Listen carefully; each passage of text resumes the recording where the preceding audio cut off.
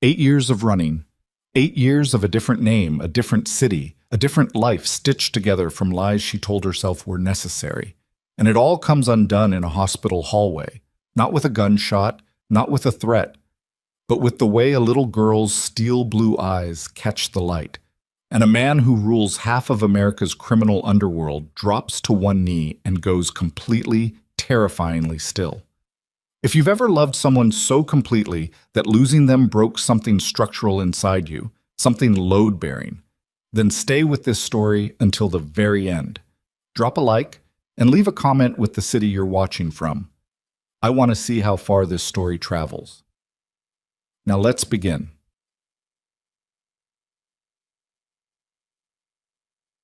The Children's Hospital on North Michigan Avenue smelled like antiseptic, an old carpet, and the particular kind of dread that collects in places where people wait for news they're not ready to receive. Sienna Cross, or Sienna Hale, as her Illinois driver's license said, as her lease agreement said, as every document she'd carefully constructed over 8 years said, sat in a plastic chair outside radiology with her hands folded in her lap and her spine rigid in the way of someone who had trained herself not to show fear in public. Lila was fine. That's what the technician had said before wheeling her through the heavy doors. Probably just a hairline fracture from the fall off the monkey bars. Kids heal fast, the woman had said, and smiled the way medical professionals smile when they want you to stop shaking.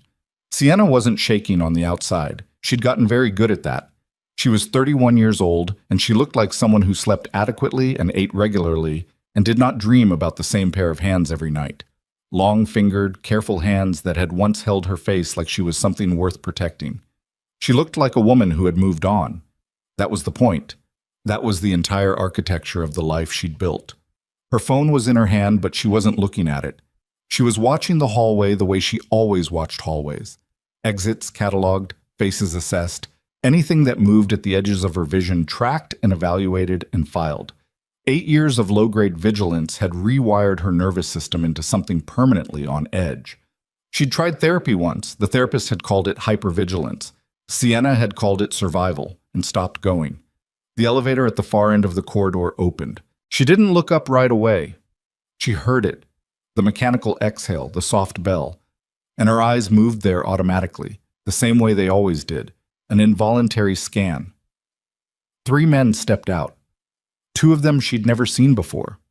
Large, dressed in the particular way of men whose clothes were expensive but whose bodies were weapons. Shoulders too wide for the suits to sit right, eyes moving in the practiced sweep of people paid to notice everything. They flanked the 3rd man with the quiet efficiency of a formation that had been drilled into muscle memory. The 3rd man was Caius Moretti. Sienna's heart did not pound, it stopped. There's a difference. A pounding heart is fear in motion, adrenaline doing its job. What happened in her chest was the opposite of motion. It was the total cessation of every automatic process her body had been running, like a power failure, like the moment before the crash when the engine cuts out and there is only the terrible silence of falling. He was 40 years old now, and he looked it in the way that certain men look their age and become more dangerous for it rather than less. The boy she'd loved at 22 had been beautiful in an almost reckless way, all sharp jaw and restless energy and eyes the color of a winter sky over Lake Michigan, that specific gray-blue that has nothing warm in it and is stunning precisely because of that. The man he'd become had compressed all of that into something denser. The jawline was harder. The way he moved through space had acquired a kind of gravitational authority, like the hallway reorganized itself around his trajectory. He was wearing a dark suit with no tie, collar open, and there was a thin scar along his left temple that hadn't been there 8 years ago. She had put 3 states and a fabricated identity between herself and this man. She had not put enough. Her body made the decision before her mind finished processing the situation. She was already rising from the chair, already calculating angles. The door to the stairwell was 12 feet to her left. Radiology was behind her. The bank of payphones nobody used anymore was to her right and wouldn't cover her. She stood with her back half turned and her face angled away, and she pulled out her phone and held it up as though she were reading something critical on the screen. The formation moved down the hallway. She tracked them in her peripheral vision. They were heading for the administrative wing, she thought. Someone important enough to merit Moretti's personal attention was being treated here, or Moretti himself had business with someone on the administrative side. The hospital's pediatric wing wasn't his terrain. There was no reason for him to... He stopped. She felt it before she saw it. The shift in the ambient pressure of the hallway. The way a room changes when something large and alert stops moving. She kept her phone up. She kept her face turned. She counted her own heartbeats and told herself that 8 years was enough. That she looked different. That her hair was shorter and darker now, and she was wearing glasses she didn't need as a general precaution. And there was no reason, no earthly reason, for him to... "Hail," one of the security men said. Not to her, to Caius. A quiet advisory. "We're behind schedule." "Give me a minute." His voice had changed too. It had always been low, the kind of low that you felt in your chest cavity rather than heard with your ears. But there was a different quality to it now. Something quieter, and therefore more controlled, and therefore more frightening. Sienna did not move. She heard his footsteps stop entirely, and then, because she could not help it, because some survival instinct more primitive than the one telling her to run fired and insisted she needed to see the threat to assess it, she turned her head, just slightly, just enough. He wasn't looking at her. He was looking at the small form sitting in the plastic chair 2 seats down from where Sienna had been sitting.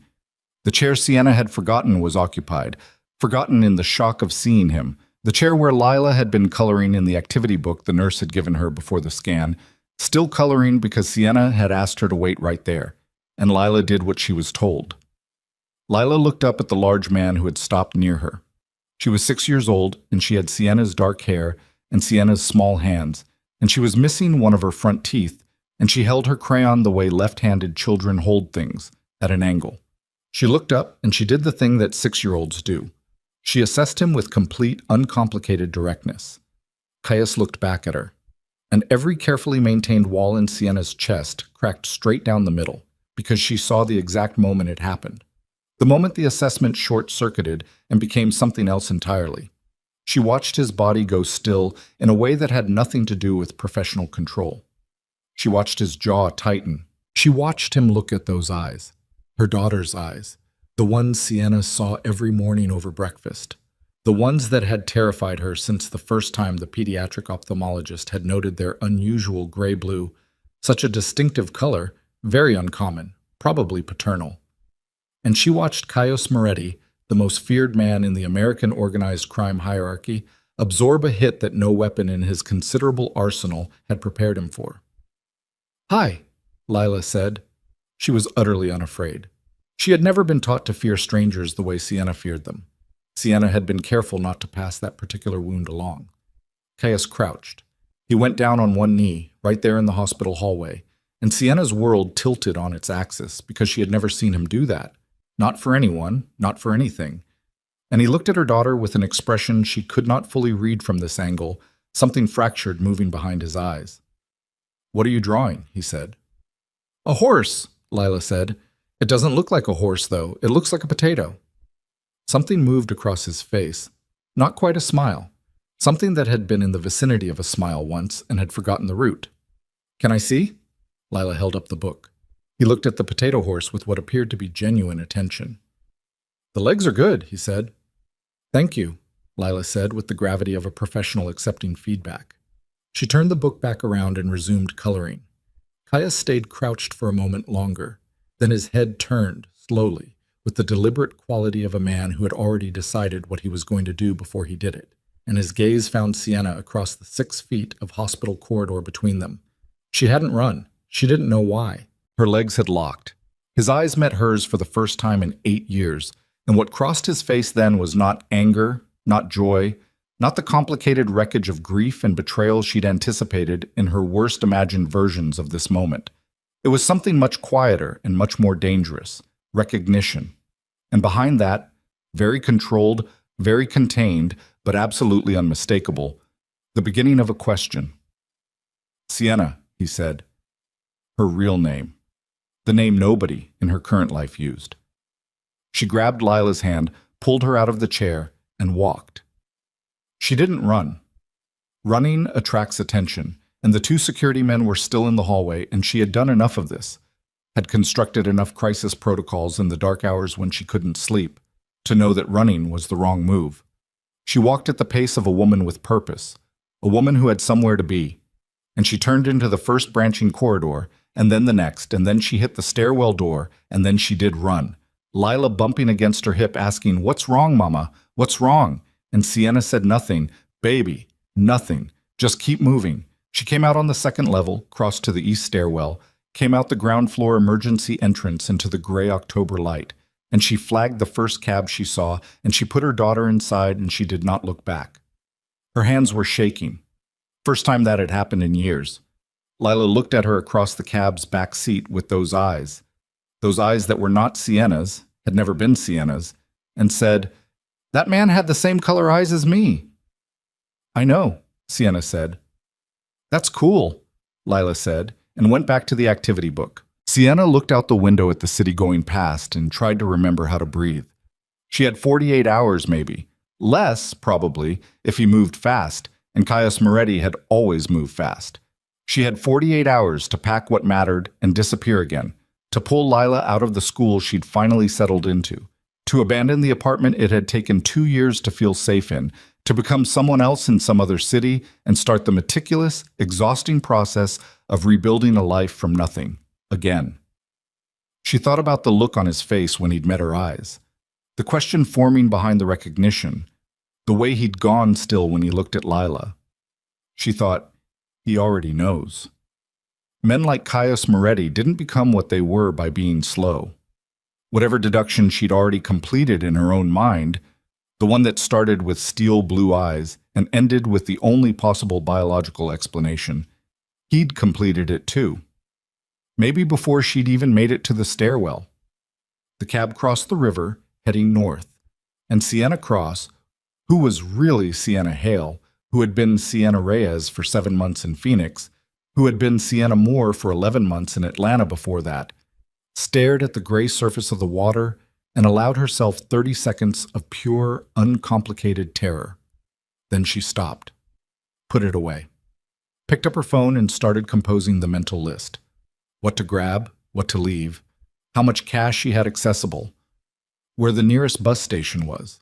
She did not allow herself to think about the way his voice had sounded saying her name. She had practice at not thinking about that. She had 8 years of practice. The apartment was on the 4th floor of a building in Lincoln Square that Sienna had chosen specifically for its 2 stairwells, its ground floor parking access, and the fact that the landlord asked very few questions and accepted first and last in cash.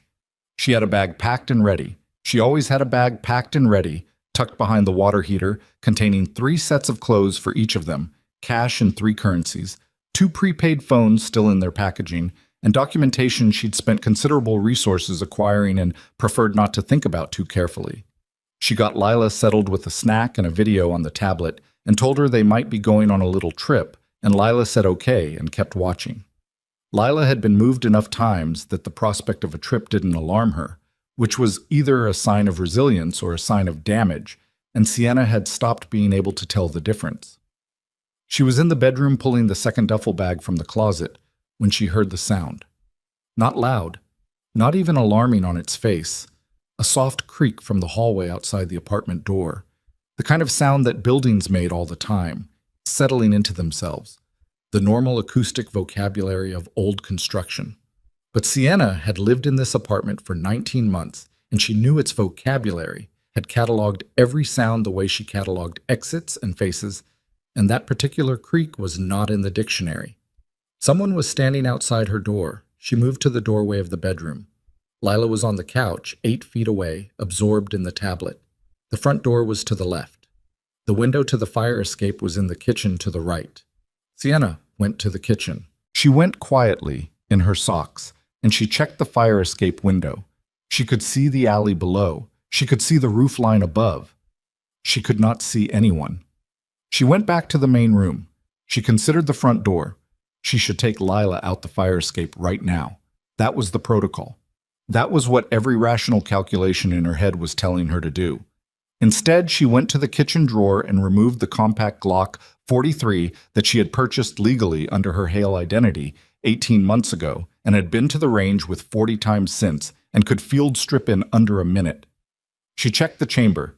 She moved back to the main room and positioned herself where she could see both the front door and Lila, and said quietly, "Baby, come here."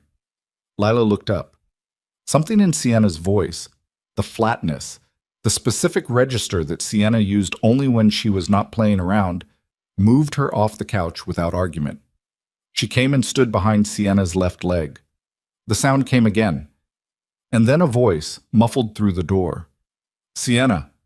A different voice than the one in the hospital, older, something familiar about the cadence that she couldn't immediately place.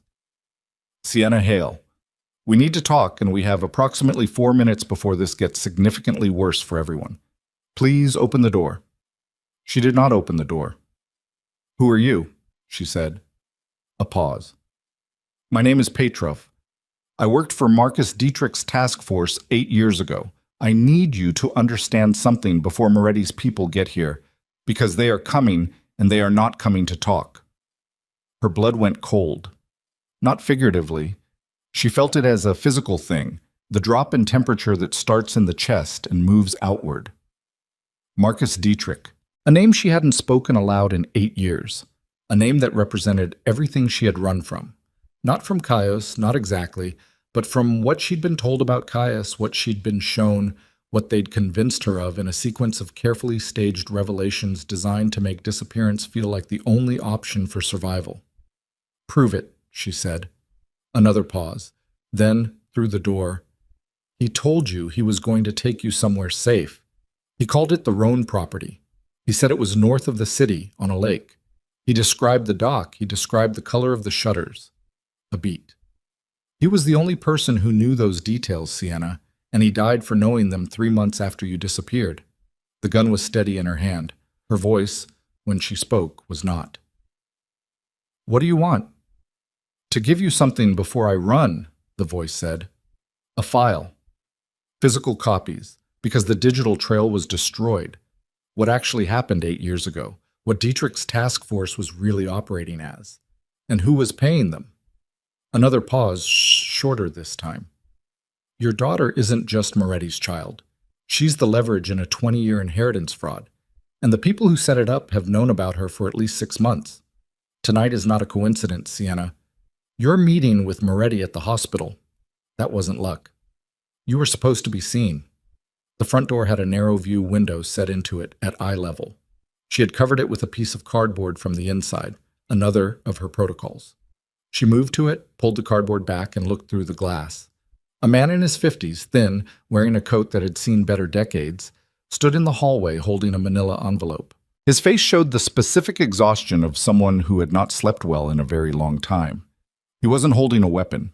His other hand was empty and visible at his side, with the deliberate body language of someone trying to communicate harmlessness. He was also looking at her through the peephole with the resigned expression of a man who had calculated the odds and come anyway. Sienna looked at the envelope. She looked at Lila, standing quiet and patient behind her left knee. She looked at the hallway behind the man. Empty, as far as she could see. She thought about what he'd said. "You're meeting with Moretti at the hospital." That wasn't luck. You were supposed to be seen.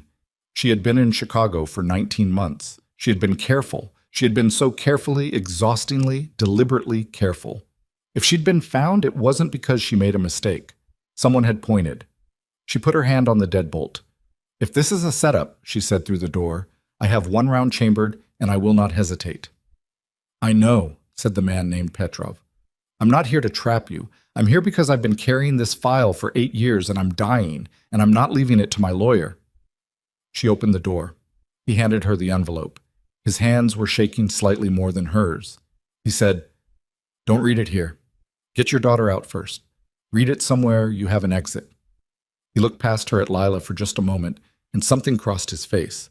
Recognition or guilt, or the particular combination of the two that Sienna was starting to understand went together in this story. "She looks like him," he said quietly. "She always would." Petrov, but he was already moving away down the hallway, pulling his coat tighter, and Sienna stood in her doorway with an envelope in one hand and a gun in the other, and her daughter's small fingers wrapped around 3 of her belt loops, and the beginning of a very terrible understanding forming at the back of her mind. She went back inside. She picked up the pre-packed bag. She picked up her daughter. She did not read the file yet because Petrov was right about that. She needed to move first. She took the fire escape anyway, because she'd come this far by trusting the protocols. The alley was empty. The street beyond it was full of ordinary evening traffic, the ordinary flow of a city that had no idea what was moving through it. She was half a block away, Lila's hand in hers, the duffel over her shoulder, when the windows of her fourth-floor apartment blew outward in a column of orange light, and the sound of the explosion rolled down the street behind them like a physical force, and Lila pressed herself against Sienna's side, and Sienna pulled her in and kept walking because you did not stop. You never stopped. And somewhere behind her in the burning apartment were 19 months of a life she was already mourning. The envelope was in the inside pocket of her jacket. Someone had destroyed everything she'd built to make sure she didn't read what was inside it, which meant that whatever was in it was exactly as catastrophic as the dying man in the hallway had implied. She kept walking. She held her daughter's hand. She did not look back at the fire. 3 blocks away, her phone buzzed. Unknown number. She almost didn't answer. But Petrov had said they are coming and they are not coming to talk. And whoever they were, they just demonstrated the point. And she needed information more than she needed silence right now. She answered. "Are you out?" Caius Moretti's voice said in her ear. She stopped walking. Lila looked up at her. "How did you get this number?" Sienna said. It wasn't a question. "Are you and Lila out of the building?" His voice was controlled in the way of someone operating through something very large. Not calm, controlled. 2 different things entirely. Her throat tightened. She had not told him the name. "You had me investigated," she said. "I had you investigated an hour ago, yes." No apology in it. "The building is on fire. Are you out?" "We're out." She heard him exhale, then, "There's a black SUV at the corner of Lawrence and Damon. My people. They'll take you somewhere safe." "Your people," she said. "Sienna. The last time someone told me your people were coming, I ended up in a safe house in Cincinnati being shown photographs of you with your hand around another woman's throat." Her voice was very quiet and very flat. "So you'll forgive me if I'm not enthusiastic about your people." A long pause. "What?" he said. And the tone of that one word, the specific quality of it, the way it landed, not like a question that already knew its answer, but like a man stepping on what he thought was solid ground and finding nothing beneath it, was the first thing in 8 years that made her wonder, in a way she hadn't permitted herself to wonder, whether the story she'd been told was the only version that existed. "We need to talk," she said. "Yes," Caius said. "We do." She looked at the corner of Lawrence and Damon. The black SUV was there. The windows were tinted. She could not see who was inside. She looked down at Lila, who was looking up at her with those gray-blue eyes that had started all of this, that had undone 8 years of careful construction in a single, unguarded moment in a hospital hallway. "If anything happens to my daughter," Sienna said into the phone, "there is no version of this where you survive it. I don't care who you are." "Nothing will happen to her," Caius said, and something in his voice shifted on that word. Her. Something she chose, for now, not to examine. "I give you my word." She thought his word. She thought about what his word had once meant to her, and what she'd been told it was worth, and how she no longer knew which version was true. She thought about the envelope in her inside pocket. She thought about the fire eating her apartment behind her. She walked toward the SUV. The SUV smelled like leather and gun oil, and the specific cold that comes off men who have been outside in October doing things that don't get written down anywhere. Sienna got in with Lila pressed against her side, and the door shut behind them with the soft, definitive sound of an expensive vehicle that had been reinforced against things heavier than wind. 2 men in the front. Neither one looked back. Neither one said anything. The one in the passenger seat had a scar bisecting his left eyebrow and hands that rested on his thighs with the practiced stillness of someone who had learned not to fidget in the presence of threats. Sienna filed that away. She filed everything away. It was the only thing she'd ever been truly good at. Lila was quiet against her arm. Not scared quiet. Lila had a different quality to her silence depending on what was driving it, And this was the observational silence, the one where she was taking in every detail with those unsettling eyes and processing it behind a face that gave nothing away. She was 6 years old, and she already had that quality, and Sienna could never decide whether she was proud of it or heartbroken by it. The city moved past the windows, wet streets reflecting headlights, the ordinary, indifferent machinery of Chicago at night.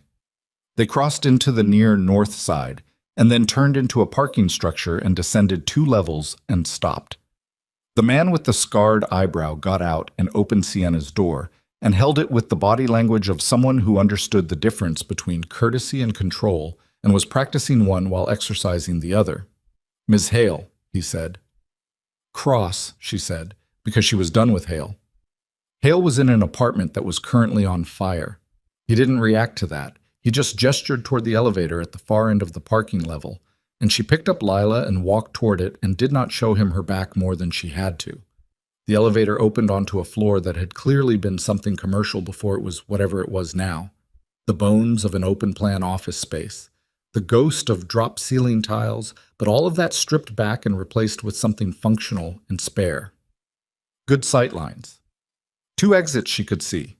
Probably more she couldn't. A long table, chairs, a kitchen area off to the left, where someone had set up coffee and what appeared to be actual food, which surprised her, and then she decided it shouldn't. Caius was standing at the far window looking out at the city below. He had his hands in his trouser pockets and his back to the room, and he didn't turn when she came in, which she recognized as strategy, giving her the room, giving her the chance to read the space, demonstrating that he was not positioned between her and the exits. It was a considered gesture, and the fact that it was considered made her trust it approximately 30%. A woman materialized from somewhere to Sienna's left, late 40s, close-cropped gray hair, the brisk competence of someone who solved problems for a living. She looked at Lila and said, "Hi there, are you hungry? We have pasta." Lila looked at Sienna. Sienna looked at the woman and made the fastest threat assessment of her life and said, "Sure." The woman took Lila's hand and walked her toward the kitchen area, and Sienna watched every step of it until Lila was seated at the kitchen table with a bowl of something in front of her, and the woman was sitting across from her at a visible angle. Then Sienna walked to the window. Caius heard her coming and turned. In the overhead light, he looked worse than he had in the hospital. Or not worse, more. More of whatever he actually was, the control more visible because the surface was thinner. There were shadows under his eyes that hadn't been there at 40 the way they hadn't been there at 32. He looked at her the way she'd watched him look at Lila, like he was trying to reconcile 2 versions of the same image. "You're not hurt," he said. "No." "Lila's not hurt." "No."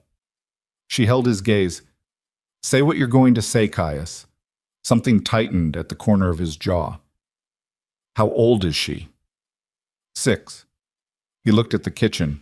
Lila was eating pasta with the focused efficiency of a child who'd had an eventful day and had decided that pasta was the reasonable center of it.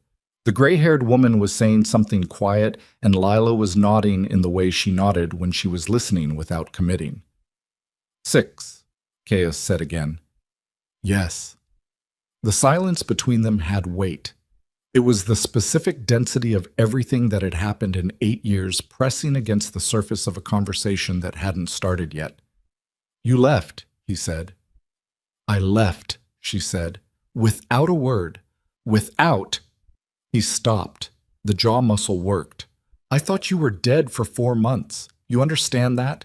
4 months? I had people looking. I had the assumption in my head that someone had killed you because of me, because of what I was, because you were mine, and someone had used that." His voice didn't rise. It got quieter, which was worse.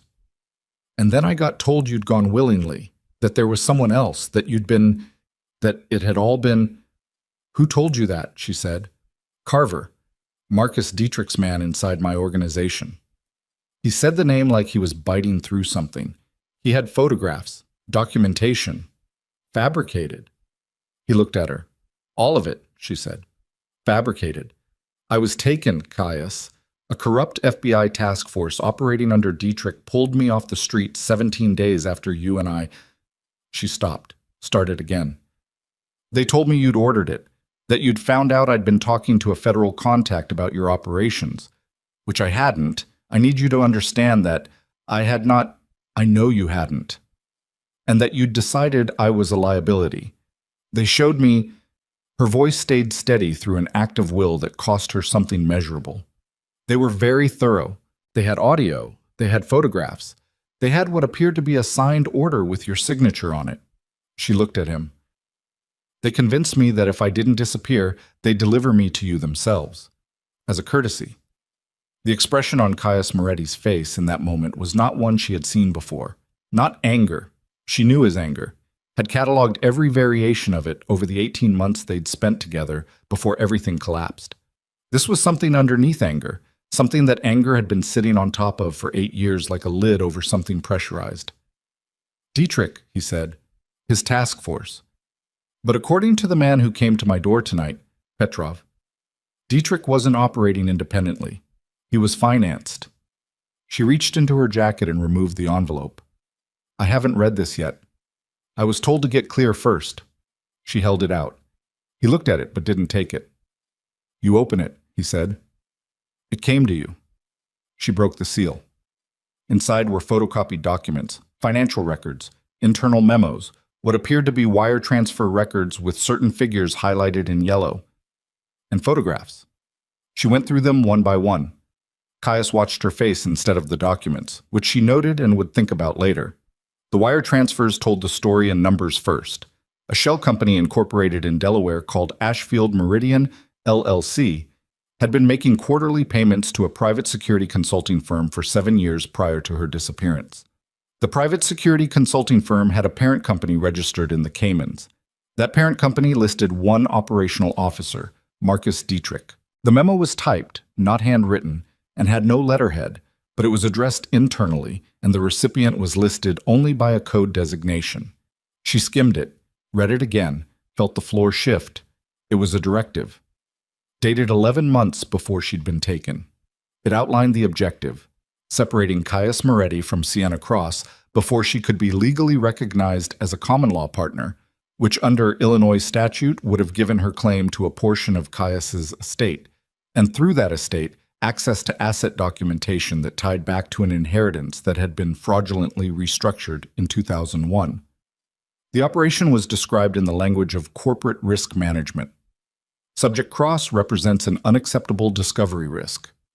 Separation must be achieved with maximum emotional disruption to prevent reconciliation attempts. Moretti's cooperation is not sought or expected.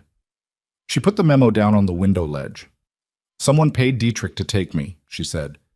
Not to kill me, to remove me, and to make sure you believed I'd left voluntarily so you wouldn't look.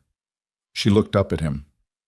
They needed to keep me far enough away from you that I couldn't access your financial documentation. Because somewhere in your grandfather's estate, in your inheritance, there's something that proves what they did.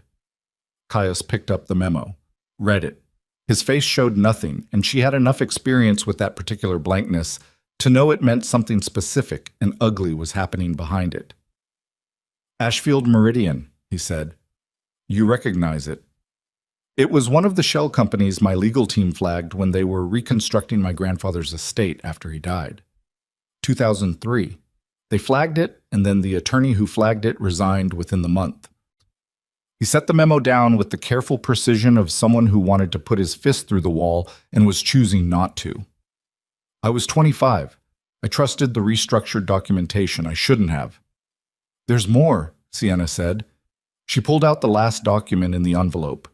It was a hospital record, or a partial one. The top portion cut off, no patient name visible. But it was dated 7 years ago, and it referenced a DNA sample registered under a case number. She didn't immediately understand what she was looking at. Then she did. Someone ran Lila's DNA, she said. The words came out flat and strange in her own mouth. 7 years ago, she would have been 6 months old. How did someone... She stopped. The pediatrician. We moved when she was 8 months old. The first practice we went to in Atlanta, we left because the receptionist was asking questions that felt... She stopped again. They've known about her since she was an infant, Kaya said. Not a question. Apparently. And they've been waiting. For what? She said. He looked at her for a moment. Then he crossed to the table and picked up a folder that had been sitting there. She hadn't noticed it. She'd been too focused on him. And opened it and spread several documents on the table. My legal team pulled these this afternoon, he said. After the hospital. After I made some calls. He pointed to the first document. My grandfather's estate included a trust established in 1987. It was never dissolved. It was supposed to transfer to his eldest biological heir upon that heir's death. I don't have children. As far as any legal record showed until today, I was the last of that line. The trust has been under administrative hold, accessible only to the board of the company managing it, for 11 years. He pointed to the second document. The trust contains liquid assets and property holdings currently valued at approximately $4.3 billion. Sienna looked at the number. The administrative board, Caius continued, includes a sitting federal judge, 2 state senators, and a man named Aldrich Voss, who runs the third largest private equity firm in the Midwest. All of them have been drawing management fees from the trust for over a decade. Combined, those fees have totaled, he checked the document, roughly $280 million, which becomes a repayment obligation, Sienna said slowly, the moment the legitimate heir is identified and the trust reverts. Or becomes evidence of fraud, he said, which carries different consequences. The pieces were clicking into place with the horrible efficiency of a machine that had been running for years before she understood she was inside it. She turned to look at the kitchen. Lila had finished her pasta and was now drawing something on a paper napkin with a pen the gray-haired woman had produced, the pen held at the left-handed angle, the focus complete and oblivious. She's the heir, Sienna said. As my biological daughter, yes. My grandfather's trust passes to the eldest biological descendant. If I died without issue, the board would have had permanent administrative control. He paused. I don't die easily. So the play was different. Keep me in the dark about her existence. Keep you separated from me so you couldn't tell me. Let the board continue drawing fees until the statute of limitations on the fraud ran out in, he checked, 14 months. 14 months. The number sat there. Someone pointed me to you today, Sienna said. At the hospital, Petrov said it wasn't coincidence. Voss has a man inside my organization, Caius said. I didn't know that until 40 minutes ago. His name is Carver, the same Carver who brought me the fabricated evidence of your betrayal 8 years ago. He's been in my organization for 11 years, and I trusted him at a level that... The jaw muscle again, the controlled shift. He knew my calendar. He knew I had a meeting at Northwestern Memorial today. He knew your location because he'd been maintaining surveillance on you for 6 months. He staged the crossing. Why now? Sienna said. They've known about Lila for years. Why move now? Because Petrov contacted Voss's office 3 weeks ago. He told them he had documentation. He wanted money to stay quiet. Caius's expression showed something like dark appreciation. Petrov miscalculated. Voss doesn't buy silence. He buys elimination. He looked at her. Petrov came to you tonight because he understood he'd made himself a target, and he wanted the information out of his hands. He gave it to you because you were already in motion. You were already going to run. A moving target spreads the risk. He used me, Sienna said. He handed you evidence that could dismantle a 20-year fraud. There's an argument for both. She looked at the documents on the table. She looked at her daughter at the kitchen table, drawing on a napkin, unbothered. She looked at Caius, who was watching her with an expression she was beginning to reassemble into something she recognized. The look he'd had when a problem had finished defining itself, and he was locating the edges of it with the calm focus of a man who had never in his life mistaken the shape of a situation for an excuse not to act. What do we do? She said. He opened his mouth to answer. The gray-haired woman appeared from the kitchen. She was moving fast, not running, but the specific compressed movement of someone who has received information that has changed the category of the situation. She said, We have a problem. Define it, Caius said. Carver's gone. Left the building 20 minutes ago. His last communication to the team was logged as routine, and it was not routine. It was a signal. And we have a vehicle on the street level that has been stationary for 11 minutes in a no-parking zone. She stopped in front of him. Her face was controlled. Her eyes were not. Two vehicles, north and south exits. The silence was 3 seconds long, and in those 3 seconds, Sienna watched Caius Moretti perform a calculus she recognized, the rapid sequencing of a man who was very good at violence, assessing the variables of a situation where violence was incoming. "How many in my building?" he said. 12, the woman said, "plus your 4 downstairs." And Carver knew the building. "Yes." He looked at Sienna. "Take Lila to the inner room, what? The one without windows, second door on the left down the hallway. Lock it from inside. There's a phone on the wall, red, press 2 if the door is breached and stay low." "I have a gun," Sienna said. "I know. Take it with you." He was already moving toward the far side of the room, where 2 of his men were waiting with the activated alertness of people who had received the same information. "This will take 15 minutes. And if it takes longer?" He turned back. Just for a moment. Just enough to look at her with those steel blue eyes that were her daughter's eyes, that were going to cost powerful men everything before this was over. "It won't," he said. It took 22 minutes. Sienna sat on the floor of the windowless inner room with her back against the wall and Lila against her right side and the Glock on her left knee, and listened to the building tell its story in sound, movement on the floors above, at least one sharp report that could have been a door breached or something else. A long silence. More movement. Lila sat with the paper napkin in her hands and did not ask questions. She had fallen asleep against Sienna's shoulder by minute 12, the deep, boneless sleep of children who can compartmentalize experience in ways adults have forgotten. At minute 22, 3 knocks on the door in a specific pattern she hadn't been told to expect, but which conveyed someone controlled on the other side. And then a man's voice said, "Ms. Cross?" "Mr. Moretti says we're clear." She didn't open the door immediately. She said, "What did he ask me when we were standing at the window?"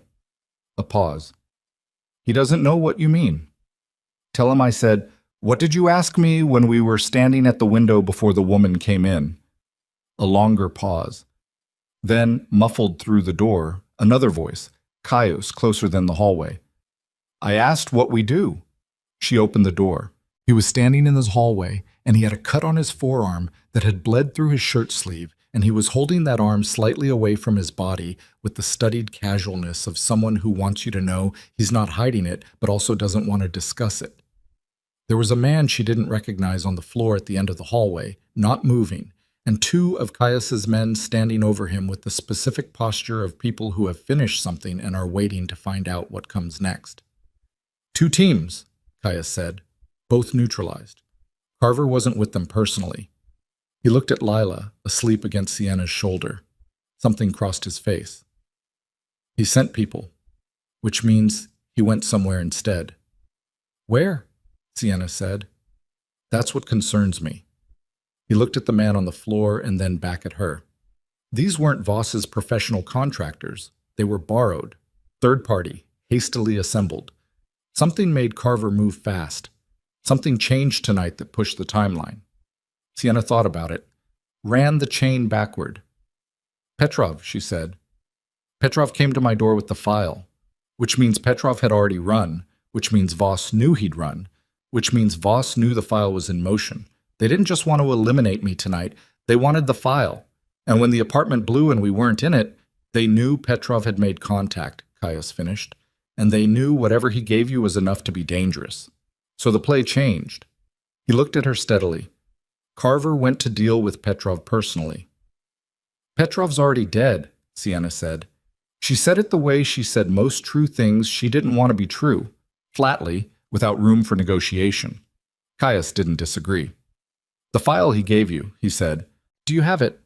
"Inside pocket, yes." "We need to make copies, and we need to get them to people who can't be reached by Voss or anyone connected to him." He was already moving down the hallway, the injured arm still held slightly out. "There's a woman in Washington I trust, former federal prosecutor, currently in private practice. Absolutely nothing connecting her to my world. She's worked with whistleblower cases. If we can get her the documentation by morning, Caius," her voice stopped him. He turned. "Carver's been inside your organization for 11 years. "Yes." which means anything he's touched in 11 years is compromised. The pause was short, but it was there. Yes. Which means you don't know who else is on Voss's payroll, which means I can't know which of your 12 people in this building to trust. She held his gaze. Which means the only people in this building I'm certain of are you, me, Lila, and the gray-haired woman who gave my daughter pasta, and I'm only 50% on her. Elena is clean, he said. How do you know? Because she was the one who identified Carver's signal as compromised, he said. She flagged it. If she were Voss's, she'd have let it run. He stopped, looked at her. I understand why you don't trust my judgment on personnel right now. Do you? Yes, he said, and for the first time there was something in his voice that was not control. Something that had been compressed down for long enough that the containment was starting to show its seams. Because my judgment on personnel is the reason you spent 8 years running. I know that. I'm not asking you to forgive it or pretend it's something other than what it is. His jaw tightened. I'm asking you to work with what we have tonight because tomorrow I'll do whatever reckoning is required of me, and tonight your daughter is the most important. He stopped. The word seemed to cost him something. He started again, quieter. Tonight Lila is the priority. Whatever else this is, whatever we are or were or are going to have to figure out after. Right now she's in danger because of who her father is, and her father is standing here, and I will not let anything happen to her. The word father sat in the hallway between them. Neither of them moved for a moment. Lila slept on Sienna's shoulder, breathing the slow, deep breaths of the profoundly unbothered, and Sienna looked at Caius Moretti and made the only calculation she had left. The federal prosecutor, she said. Call her. He nodded, turned, stopped when his phone buzzed, looked at the screen, and went very still. What?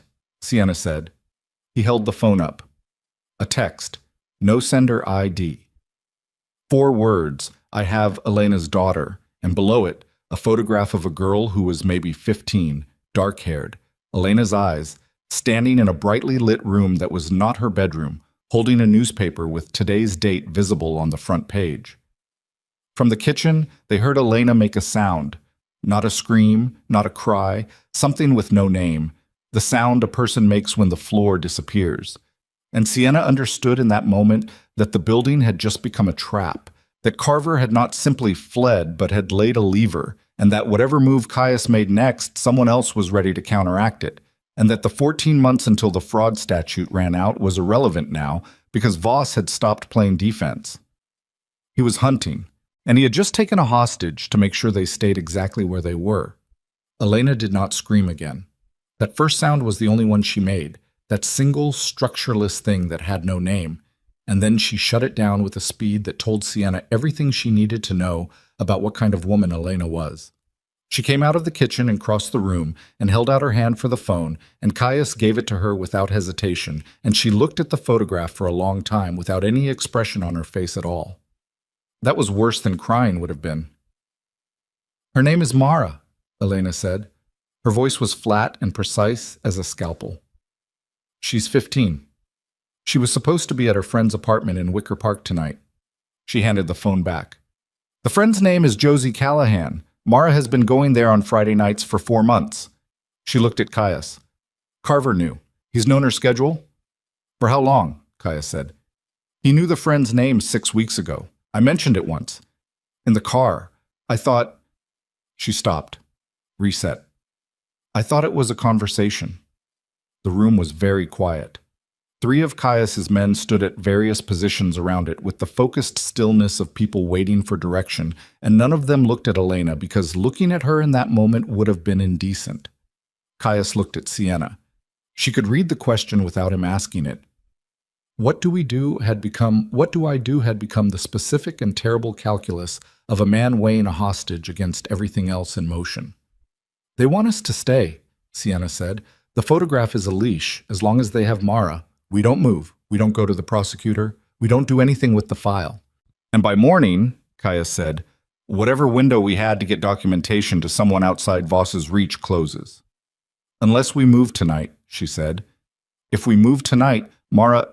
If we don't move tonight, Mara is still a hostage tomorrow, and we're still paralyzed and nothing changes except they've had more time to cover what Petrov exposed. She said it as evenly as she could because it needed to be said evenly to be heard at all. I'm not saying we leave her. I'm saying paralysis is what they're buying with her. Elena was listening. Her jaw was tight, and her arms were crossed over her chest. Not defensively, it was more structural than that, like she was holding herself in a specific configuration to keep functioning. She said, "She's right." "Elena," Caius said, "she is right, and you know she is right, and standing here discussing it is exactly what Carver wants us to be doing." Her eyes were dry. Sienna respected her enormously in that moment. "What do we know about where they have her?"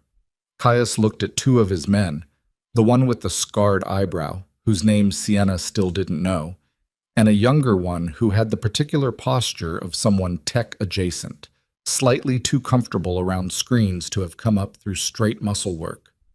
"Reyes, the number that sent the text." "Already on it," the younger one said. He was at a laptop on the far end of the table, moving fast. "Burner, but it pinged off a cell tower in the South Loop. Cross-referencing with Carver's known properties." He stopped, typed something, stopped again. "That's interesting." "Don't editorialize," Caius said. "Sorry, Carver has a lease on a storage facility in Bridgeport under a holding company name. The holding company is registered to," he turned the laptop, "Ashfield Meridian." The name dropped into the room, and everyone who had read any portion of the documents from Petrov's envelope felt it land. "The same entity that financed Dietrich," Sienna said. "Same entity," Caius confirmed. He was already moving, already pulling on a jacket that had been folded over the back of a chair. "Reyes, get me the address and get me the layout, if there is one on record. Keen." The scarred eyebrow man straightened. "Take 4 people and go directly. I want eyes on the exterior in 20 minutes. Nobody moves on the building until I'm there." "You're going personally," Sienna said. "Yes. That's what they want too. Carver knows you'll come for Elena's daughter. He knows you won't send people and wait." "I know he knows," Caius said. He was checking the weapon at his hip with the practiced motion of a man for whom this was as ordinary as adjusting a tie. "It doesn't change the answer." Sienna looked at Lila, still asleep on the couch, where she'd been transferred during the 22 minutes of whatever had happened in the upper floors. Still drawing slow breaths, still the most important variable in every calculation Sienna ran. "I'm going with you," she said. "No. You stay with—" "You're about to walk into a building that Carver designed as a destination. You have a leak somewhere in your remaining personnel that you cannot identify yet. And I have—" She reached into her jacket and pulled out the envelope. "Information that nobody else in this room has fully read. If something happens to me in that building, it happens to the only complete understanding of what Petrov documented." She held his gaze. "I'm not an asset you can afford to leave behind. And you know that." The silence was 5 seconds. "Lila stays here," he said. "Elena stays with her. 2 men on the inside, 2 on the exit routes." "Agreed," she said. She crossed to the couch and crouched next to Lila and brushed the dark hair back from her daughter's forehead and stayed there for a moment with her hand resting light as possible on the side of Lila's face. The child's breathing didn't change. She was so deeply, trustingly asleep that the whole terrible machinery of the night had not disturbed her, and Sienna thought, "This is what we're doing this for," and stood up and put on her jacket and checked the Glock and followed Caius Moretti into whatever came next. The storage facility was a long, low building on a dead-end block in Bridgeport that backed up against an elevated freight rail line, and the October wind coming off the rail cut across the access road with enough force to make her eyes water as she stepped out of the vehicle. Caius's people had the exterior positions already. She could see them in the shadows, still, patient, the particular kind of patient that is just violence, waiting for permission. Keen materialized at Caius's shoulder. "One vehicle in the lot," he said. "Loading dock on the east side has fresh scuff marks on the doorframe. Ground floor Unit 14 has light underneath it." "How many inside?" Caius said. "We count 2 heat signatures from the exterior scan. Could be more beyond the interior wall." "Could be," Caius said. "Yes." Caius looked at the building. Sienna looked at it with him. It was the kind of building that had no personality. Corrugated metal siding, loading dock numbers, and faded yellow paint. The architectural vocabulary of pure utility. The kind of building that nobody noticed. The kind Carver would have used specifically for that reason. He's going to have eyes on the approach, she said. Yes. So he knows we're here. Yes. Then this isn't a rescue, she said. This is the meeting he set up. Caius looked at her. That's what I've been thinking for the last 12 minutes. Then why? Because he has Mara and he wants something from me that he couldn't get through the teams he sent to the building, which means negotiation is still his preferred outcome over elimination. He paused, which means she's alive until the negotiation fails. And we walk in anyway. We walk in knowing what it is, he said. That's different. She thought about that distinction and decided it was real and followed him toward the loading dock. The door was unlocked. That was the first confirmation that Carver had wanted them to come. An unlocked door is an invitation, and invitations from men like Carver were only extended when they controlled the room being entered. The interior smelled like cold concrete and machine oil, and something underneath that, something chemical that Sienna's body registered before her mind named it. Accelerant. Somewhere in the building there was an accelerant. She said nothing. She watched Caius's nostrils move slightly and knew he'd caught it too. Unit 14 was at the end of a central corridor flanked by roll-down orange doors on both sides. The light was visible, LED work lights inside, leaking under the door, throwing a white line on the concrete floor. The corridor was empty. Their footsteps were very loud. Caius pushed the door open. Carver was inside. He was sitting in a folding chair with the ease of a man who had been waiting without anxiety. The ease of someone who had designed the situation they were in and therefore had no uncertainty about its shape. He was in his mid-50s, lean and dry-faced, the kind of lean that comes from discipline rather than deprivation. He had worked for Caius for 11 years. He had been at the table for significant decisions. He had been trusted with Caius's schedule, Caius's personnel, Caius's operational security. He looked, Sienna thought, like someone's accountant. Mara was behind him, seated, zip-tied to the chair at the wrists, a strip of tape across her mouth. She was pale and rigid with the specific terror of someone who had decided to be brave and was finding it harder than expected. When she saw Caius and Sienna come through the door, something in her eyes shifted. Not relief, not yet, more the recalibration of someone who had been alone with the worst possibility and now had company in it. There were two other men in the unit, one at the far wall, one near the side shelving, both armed, both positioned to cover the entrance. Sienna clocked them and clocked the angles and ran the numbers and arrived at an answer she didn't like. Caius? Carver said. No formal address, not boss or sir, none of the linguistic structures of 11 years of subordination. He said it the way you say the name of someone you've been waiting to speak to as an equal. Ms. Cross, I wasn't certain you'd both come. He looked at her with an interest that felt analytical rather than threatening, like she was a variable he was finalizing his understanding of. Sit down. We'll stand, Caius said. That's fine. Carver looked untroubled by this. I'll keep it brief since I assume you have people outside who have instructions that will complicate everyone's evening if I take too long. He rested his forearms on his knees in a posture of deliberate openness. I want immunity, federal. Full protection and relocation, new identity, and the immunity covers everything connected to my work for you and everything connected to my arrangement with Aldrich Voss. In exchange, I give you Voss. Everything. Financials, communications, the names of the officials on the trust board, and their personal connections to the fraud. More than Petrov had. More than what's in that envelope. He looked at Sienna's jacket pocket in a way that confirmed he knew exactly what Petrov had given her. I have originals, not copies. And if we don't agree, Caius said, then I make a call and the building we just left becomes inaccessible. The pause was exactly long enough. What does that mean? Sienna said.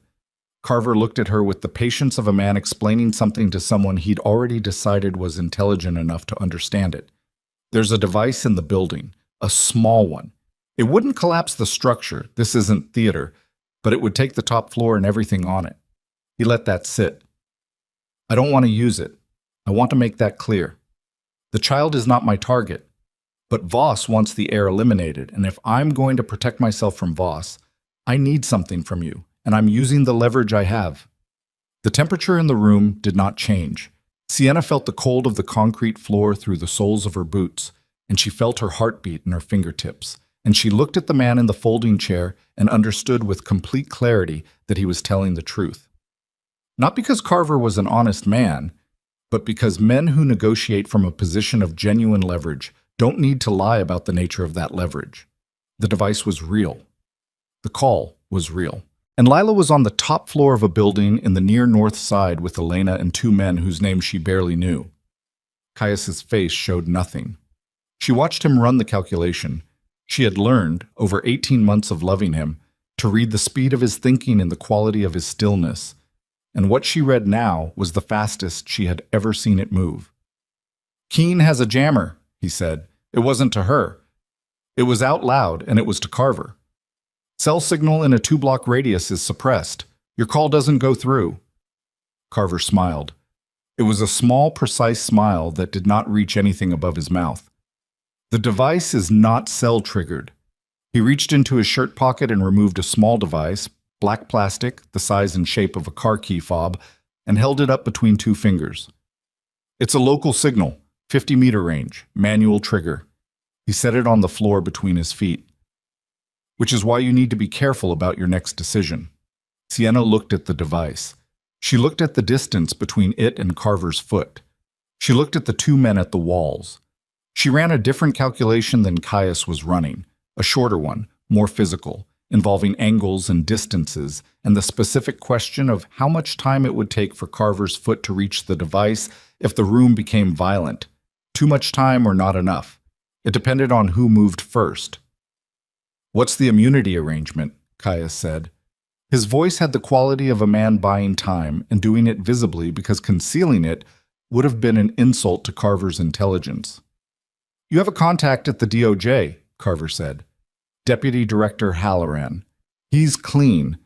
I've verified it, which is more than you've done. You call him tonight, you get me the arrangement in writing and signed by morning, and I give you everything I have on Voss, and I walk Mara out of here myself and send you the deactivation signal for the device." He held up the fob again. "There's a disarm code, 8 digits. I give you that by phone once the immunity is signed." "And I have your word on the code," Caius said. "You have my interest in surviving," Carver said, "which is more reliable than my word, and you know that." The wind from the freight rail rattled the metal siding of the building. One of the armed men at the wall shifted his weight from one foot to the other. The work lights buzzed overhead with the particular frequency of LED lights in cold spaces. Sienna said, "I have a question." Carver looked at her. "The directive in Petrov's file," she said. "The one that described my removal 8 years ago. It was addressed to a code designation. 4 letters, VKMD. She watched his face. "That's not Voss's designation. I looked at the wire transfer records. Voss's operational code throughout the Ashfield Meridian documents is different." She took one step forward. Just one. "Who is VKMD? The smile left Carver's face. Not dramatically. It simply became absent, the way a light goes when the switch is thrown. "That's not relevant to—" "It's relevant to me," she said. "Someone ordered my removal. Someone above Voss in this. Someone whose code doesn't appear anywhere else in Petrov's file, which means Petrov either didn't know who it was or deliberately left them out." She looked at him steadily. "You've been inside this organization for 11 years. You know." The silence stretched. Then something moved across Carver's face that was not quite guilt and was not quite fear, and was the specific compound of both that surfaces when a man has been holding a secret that has outlived its purpose and no longer has the energy to maintain the containment. He looked at Caius. Not at Sienna, at Caius. And in that look, Sienna felt the shape of something she hadn't seen coming, something that restructured the room she was standing in without moving any of the furniture. "Caius," Carver said. And his voice had changed. The negotiator's control had developed a fracture. Something had come through. "There are things you need to understand about your grandfather's estate that go further back than the fraud." "Tell me," Caius said. His voice was absolutely level. The trust your grandfather established in 1987, it wasn't established voluntarily. He was coerced. The assets in it were already subject to a prior claim, a prior arrangement that predated the official documentation by 12 years. Carver stopped. His eyes were on Caius's face with the look of a man watching something load-bearing begin to crack. Your grandfather made an arrangement in 1975 with a consortium of investors, organized crime money, old money, money that had been moving through shell structures since the 50s. He needed capital. He took it. The arrangement gave the consortium a controlling interest in the asset base that became the trust. He paused. VKMD was the consortium's designated authority, the code designation they used for internal communication. What does it stand for? Sienna said. Carver looked at her, then back at Caius, and she understood before he said it. She understood because she had been looking at the documents for an hour, and the initials were arranged in an order that was not alphabetical and not random. Victor Moretti's designated authority, Carver said. Your grandfather, Caius. Victor Moretti was not the victim of this fraud. He was its architect. The work lights buzzed. The freight rail rattled the walls. Caius stood perfectly still. He established the trust to appear legitimate, Carver continued, and now that he was saying it, he was saying all of it, the flood behavior of a man who has been waiting to put something down, to make it look like a legitimate inheritance structure that had been subverted by outside parties. But the outside parties? Voss, the board members, Dietrich's task force. They were always the plan. The trust was designed from the beginning to pass control to the consortium after a single generation. If you died without issue, automatic transfer, no legal challenge possible. If you had a child, a documented heir, that broke the mechanism, the heir could claim the assets and the consortium's control evaporated. He looked at Sienna. That's why you were removed. Not because of anything you'd done. Because you were pregnant and the medical intake forms at the clinic you visited 3 weeks before your abduction listed a probable paternity. Someone inside that clinic was on the consortium's payroll. The room reorganized itself around this information. Sienna heard her own breathing. She heard the freight rail. She heard Mara making a small, involuntary sound from the chair behind Carver. Not fear, something else. The sound of someone who has been holding still so long their body is registering a protest. She looked at Caius. His face was not the blankness she knew, the control mechanism, the surface he maintained when something large was happening underneath. It was something she had never seen on him, a configuration she had no reference point for, the specific expression of a man receiving information that retroactively alters every decision he has ever made without changing the fact that he made them. Your grandfather, he said. Not to Carver, to the air, to the space in front of him. He died before the trust transferred, Carver said, quieter now. I don't know if he expected it to. I don't know what he intended for you personally. But the structure he built was designed to extract the asset base from your bloodline, not protect it. Caius's head turned. He looked at Carver with those gray-blue eyes, and Sienna saw something in them she had never seen before in all the time she had known him, something that the man he was would normally have refused to show because showing it was a vulnerability, and vulnerability in his world was an invitation. It was grief, plain and structural, the kind that doesn't perform itself. And underneath it, moving, the first dark outline of something that was going to become fury when the grief finished processing. The deactivation code, Sienna said. Her voice cut through the room. Caius's head turned toward her and she looked at him for 1 second with everything she had. Stay with me. Stay here. We finish this first. And then she looked at Carver. We're going to call Halloran. You're going to sit there until we do, and you're going to give us the code right now before the call, as a show of good faith. Because if you don't, whatever arrangement you want from us is finished before it starts. Carver looked at her for a long moment. He looked at the fob on the ground between his feet. He looked at Caius, who was returning from wherever the grief had taken him, with the specific effort of a man applying pressure to a wound while he finishes what he's doing. If I give you the code, Carver said, I lose my leverage. You lose the fob, she said. The information you have on Voss is still the leverage. The immunity is still what you want. The fob is just a threat, and threats require the willingness to execute them, and I don't think you're willing to execute this one." She watched his face. "You've been inside Caius's organization for 11 years, and you've been feeding information to Voss for at least some of that time, but you reached out to us tonight instead of just running. That tells me you're not Voss's man. You're your own man, and your own man doesn't murder a 6-year-old girl to prove a point in a negotiation." The silence was the longest one yet. Carver reached down and picked up the fob. He turned it over in his fingers. He said, 47 19 82 03. Caius had his phone out. He relayed the code via text. Sienna watched him do it, watched him send it to Elena with the specificity of a man who had just moved his most important piece to safety, and there was a pause of perhaps 30 seconds during which nobody in the room did anything except exist in the particular tension of waiting. The phone vibrated. Caius read the screen. Whatever it said, his shoulders shifted a fraction of a degree, the compression easing enough to be visible. "She's fine," he said. To Sienna, only to her. Sienna breathed. And then Caius's phone rang. Not a text. A call. Unknown number, which shouldn't have been possible given Keen's jammer, which meant this signal was coming from something that had anticipated the jammer, which meant... Caius answered. Listened for 4 seconds. His face changed. "Speaker," Sienna said.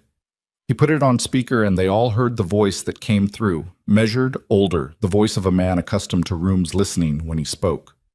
"Mr. Moretti," the voice said, "my name is Aldrich Voss. I'm going to assume Carver has been talking, because Carver always talks eventually. It's his central failing. I want you to understand something before you make any decisions tonight. The immunity arrangement Carver is offering you is not one he has the authority to offer. He has documentation, yes, but the documentation is incomplete without the one element he does not have. A pause. And that element is currently in the possession of someone who has been in your organization longer than Carver. Someone who has had access to every decision you've made for the last 14 years. Someone whose loyalty you have never once questioned." The voice paused again, with the timing of a man who has rehearsed this. "Ask Keen how he knew which unit in this building had light under the door before your team ran the external scan." The phone went dead. Sienna turned. Caius turned. Keen was standing in the doorway of Unit 14. He had come in during the conversation, during the part where all of their attention was on the phone, on Voss's voice, the oldest misdirection in the world. And he was standing there with his weapon raised and his face showing the specific blankness of a man who has made a decision he reached some time ago and is now simply executing it, and behind him in the corridor were 4 more men who were not Caius's. "I'm sorry," Keen said, and he sounded, Sienna thought, like he might even mean it. Then the lights went out. The dark lasted 4 seconds. 4 seconds was enough. Sienna dropped before her mind finished processing the command, dropped low and moved right, toward the wall, toward the shelving units she'd cataloged when she walked in, and she heard the displacement of air where someone moved through the space she'd just vacated, and she heard the heavy crack of a body hitting concrete. And then she was behind the shelving with the Glock up and her back against cold metal, and her breathing was the only sound she allowed herself. The work lights were gone, but the LED bleed from the corridor wasn't. Faint, gray-white, enough to give shapes without edges. She could see the doorway. She could see Keen's silhouette and the silhouettes of the men behind him. She could not see Caius. She could not see Carver. She could hear Mara making controlled sounds through the tape across her mouth, deliberate rhythm, not panic. The girl was counting, or doing something purposeful with the sound to communicate location, which was either the bravest or most instinctive thing Sienna had ever heard from a 15-year-old. A shot from the far side of the unit, not a large caliber sound, something compact and controlled. Then a return shot from closer to the door. Someone grunted. That grunt was not Caius's voice. Sienna moved along the shelving, staying low, using the sound of other movement to cover her own. She had 6 rounds in the Glock and 1 in the chamber, and she was not going to waste any of them on silhouettes she couldn't positively identify. The shelving ended. She was at the corner of the unit, which gave her an angle on the doorway that the doorway didn't have on her. She could see 3 of the 4 men who had come in behind Keen. They were spread across the entrance in a formation that assumed the room's occupants would be moving toward the exit, which meant they'd assessed her and Caius as people who would try to run, which was either poor intelligence or deliberate misdirection, and she was banking on the latter because Caius Moretti had never run toward an exit when there was an alternative. She found the one on the far left, best angle, partial cover behind the doorframe, and put a round through his right shoulder, and he went down and the other two broke formation, and that was all she needed. Caius came off the floor on the right side of the room like he'd been launched. He took the nearest man with his elbow, not elegant, purely functional, the point of the elbow into the throat with enough torque behind it to collapse the man's airway and drop him. And he had the man's weapon before the body finished falling, and then he was moving toward Keene with the specific economy of someone who has stopped thinking about anything except the next 2 feet of ground. Keene fired. Caius moved the wrong direction, wrong from Keene's perspective, which was Sienna's observation because she saw Keene's barrel track and miss and adjust and miss again as Caius closed the distance between them in a diagonal that shouldn't have been possible in that space. And then Caius had Keene's gun hand, and they were close enough that neither weapon was useful. The fourth man from the corridor was coming in. Sienna shot him in the thigh, and he went down against the doorframe, and she moved positions because she'd given away her location twice now, and staying put was finished as a strategy. The room was loud and close and smelled like cordite, and she moved through it by feel and memory. The layout she'd filed when she walked in running in some parallel track of her mind, while the rest of her processed the immediate data, movement, sound, the scrape of shoe leather on concrete, a voice that was Keene saying something she couldn't parse, and then cutting off sharply. She found the chair. Mara. She came around behind it and holstered the Glock and pulled out her keys. She still had her keys. The fire had taken the apartment, but her keys had been in her jacket. And the small folding blade on the key ring was less than 2 inches, but 2 inches was enough for zip ties if you knew the angle. "Hold still," she said very quietly next to Mara's ear. Mara held still. The zip ties took 11 seconds. Sienna pulled the tape off Mara's mouth with the quick, clean motion of someone who knows that slow is more painful, and Mara made a sharp sound and then pressed her mouth together and breathed through her nose. "Can you walk?" Sienna said. "Yes." No hesitation. The girl's voice was steady in a way that had clearly cost her something to make it so. "Stay behind me. Stay close. If I go down, you go for the door and you don't stop." "Okay. I mean it. You don't stop for me." "Okay." A beat. "Is my mom okay?" "Yes," Sienna said. She didn't know if it was true, but she said it with enough certainty that it functioned as truth. "Let's go." The room was different now, quieter, 2 bodies on the floor that she had to navigate around. The gray corridor light showing more than it had 60 seconds ago because her eyes had finished adjusting.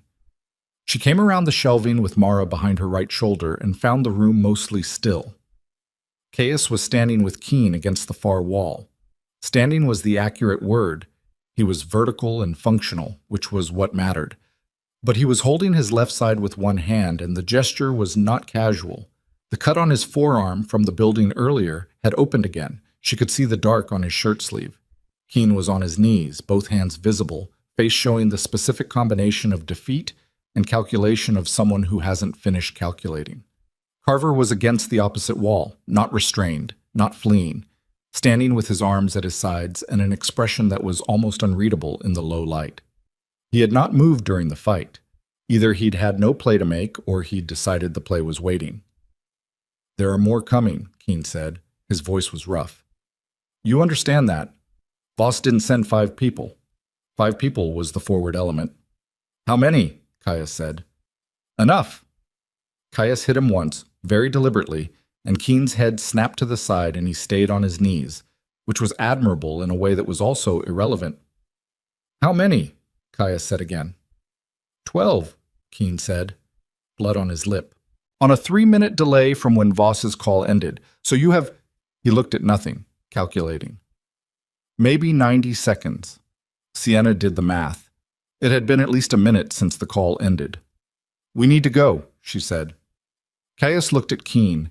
He looked at him the way you look at something you are deciding the fate of, and the decision is not going to be comfortable regardless of which direction it goes. Then he looked at Carver. "You're coming with us," he said. I assumed, Carver said. Keen. Keen looked up. If you're here when Voss's people arrive, Kaya said, you become a loose end. That's your problem, not mine. But if you move on my people in the building or my daughter, the word came out differently than the other words, with a weight it was still getting used to. They'll find pieces of you in 3 counties. He turned and walked toward the door, and Sienna went with him, Mara between them, Carver behind. The corridor was empty. The building was not. She could hear movement at the far end, from the loading dock entrance, the sound of people trying to move quietly in a space that carried sound further than they'd accounted for. Not 90 seconds. Less. Caius's remaining men were outside. They needed the east exit, the one opposite the loading dock, and they needed it in the next 30 seconds, and she did not know if there were people covering it already. There were. 2 men, east side exit, neither of them Caius's. She saw them as they came through the east door, and she pulled Mara back, and Caius stepped into the frame and shot the first one before the man's weapon was up, and the second one was faster. The second one had the gun already raised, and Sienna pushed past Caius and fired twice, and the second man went down, and she felt the pass of air that told her how close the return fire had been, close enough that it was a data point she chose not to fully process until later. Move, Caius said. They moved. Outside, the freight rail was running, a long, groaning weight of metal passing overhead on the elevated structure, and the noise of it covered them and covered everything. And the cold air hit her face like something physical. She could see Caius's vehicles at the far end of the lot. She could see 2 of his men already moving toward them at speed, having heard the shots. They ran. Mara ran well, flat-footed, efficient, no wasted motion. The girl had been terrified for hours, and she ran like she was grateful for the chance to move. And Sienna stayed at her shoulder, and they crossed the lot in the noise and the dark, and got to the first vehicle, and the door was open, and Sienna put Mara in and turned. Caius was 10 feet behind her. He was running, but the left side was slowing him, the hand still pressed to his ribs, the arm not moving right. And behind him, from the building's east exit, 3 men were coming through at speed. She leveled the Glock and fired twice. One of the 3 went down. The other 2 adjusted trajectories, and she was empty, and she knew she was empty before the slide locked back. Caius reached the vehicle. He got in. She got in. The door shut, and the driver was already moving. The window on her side cracked, a round, low caliber, didn't penetrate the glass fully, which meant the SUV was reinforced in the same way the first one had been. The lot disappeared behind them. The street appeared. The ordinary city appeared around them like a costume, like the whole unremarkable fabric of Chicago, at night pulling itself over what had just happened. Sienna put the empty gun on her knee. She looked at her hands. They were steady, which was physiological dishonesty on her body's part. She was not steady. She was the opposite of steady. She was held together by whatever biochemical process takes over when the alternative is coming apart, and she knew from experience that it would last approximately 40 minutes before the crash. "You're hurt," she said to Caius. "I'm fine." "That's not what I asked." He moved his hand from his side. She leaned across and lifted the edge of his shirt, and the wound was a graze, deep, ugly, a channel cut through the muscle of his left flank that was bleeding more than it was damaging. It would need closing. It would not kill him in the next hour. "Fine is an overstatement," she said. "Survivable is accurate." "Then I'm survivable." He pulled his shirt back down. His face was gray in the passing streetlights, and the jaw was set in the way of a man who has made pain into a policy position. Mara was in the third row, between 2 of Caius's men, and she was not crying.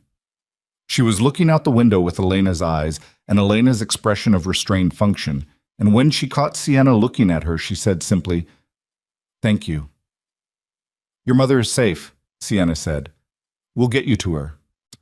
Mara nodded and looked back out the window and did not do anything else, which was more composure than most adults Sienna knew could have managed. Carver was in the passenger seat. He had said nothing since the building. He said nothing now. He sat with his hands on his thighs and looked at the road ahead, and whatever was happening inside his head did not surface. Caius's phone was ringing. He looked at the screen and answered and listened for 30 seconds and said, "Where?" Listened again. "We'll be there in 20. Confirm the connection is secure." He hung up. "What?" Sienna said. The building is intact. Elena has Lila. He kept his eyes on the road ahead. Reyes got through to Halloran, the DOJ contact. He's willing to take a preliminary call tonight. His jaw shifted. There's something else. She waited. Reyes found a secondary document set in the Ashfield Meridian files. Things that weren't in Petrov's envelope. He stopped. Then, my grandfather's original arrangement with the consortium in 1975, there's a named co-signatory, someone who facilitated the initial capital transfer, someone who stayed in the structure as a silent oversight position for the consortium for the last 40 years. Who? She said. He looked at her. A man named Raymond Cross, he said, who died in 2018, whose estate passed to his only surviving family member. A pause. His daughter. The city moved past the windows. Sienna Cross sat in the back of a moving vehicle with an empty gun on her knee and heard her own last name come back to her from 40 years ago. From a man she had buried with grief she hadn't questioned because she'd had no reason to question it, and felt the architecture of everything she'd understood about her own life begin to shift at its foundations. My father, she said. Yes. My father was involved in this. Yes. She looked out the window. The lake was somewhere to the east, invisible, present. The city was full of ordinary people doing ordinary things. Her daughter was safe in a building 20 minutes away. Then I'm not a victim of this conspiracy, she said. The words tasted like concrete. I'm an heir to it. Kea said nothing. That was its own answer. She thought about Raymond Cross, who had been quiet and deliberate and careful with money in ways she'd attributed to Depression-era values passed down through the family, who had never talked about business, who had paid for her education without explanation and told her it was savings, and she'd believed him because daughters believe their fathers when there's no evidence not to, who had been sick for 3 years before he died, and in those 3 years had said nothing to her about Caius, about the life she'd left, about anything that would have connected the two halves of her history into one coherent line. She thought about the directive in Petrov's file. Subject Cross represents an unacceptable discovery risk. She had read it as meaning she was a risk because of her relationship with Caius, but discovery risk was a specific phrase. It meant risk of discovery, risk that she would discover something about her father, about what her father had built, about what her father had been. He knew, she said. Not a question. I don't know how much he knew about what happened to you specifically, Caius said. The documents don't go that deep. But he knew about the trust, about the consortium, about what they were protecting. Yes. She pressed her palm flat against her own thigh and felt the pressure of it and used that to stay in the present tense. Does this change Lila's claim? She said. Legally. If my father was a party to the original arrangement, I had Reyes put that to Halloran's office already, Caius said. Preliminary answer is no. Lila's claim derives from my bloodline, not yours. Your father's involvement complicates the civil proceedings, but it doesn't touch the inheritance mechanism. He looked at her. You're not going to lose her claim because of what he did. She breathed, in and out. The graze wound on his side was still bleeding, slowly, darkening the shirt. Halloran, she said, the DOJ contact. If we get him everything tonight, Petrov's file, Carver's originals, the Ashfield Meridian secondary documents, how fast does this move? Fast enough, Caius said.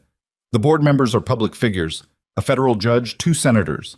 Halloran's office has wanted leverage on the judge for 3 years on a separate matter. This gives him everything he needs, and then some.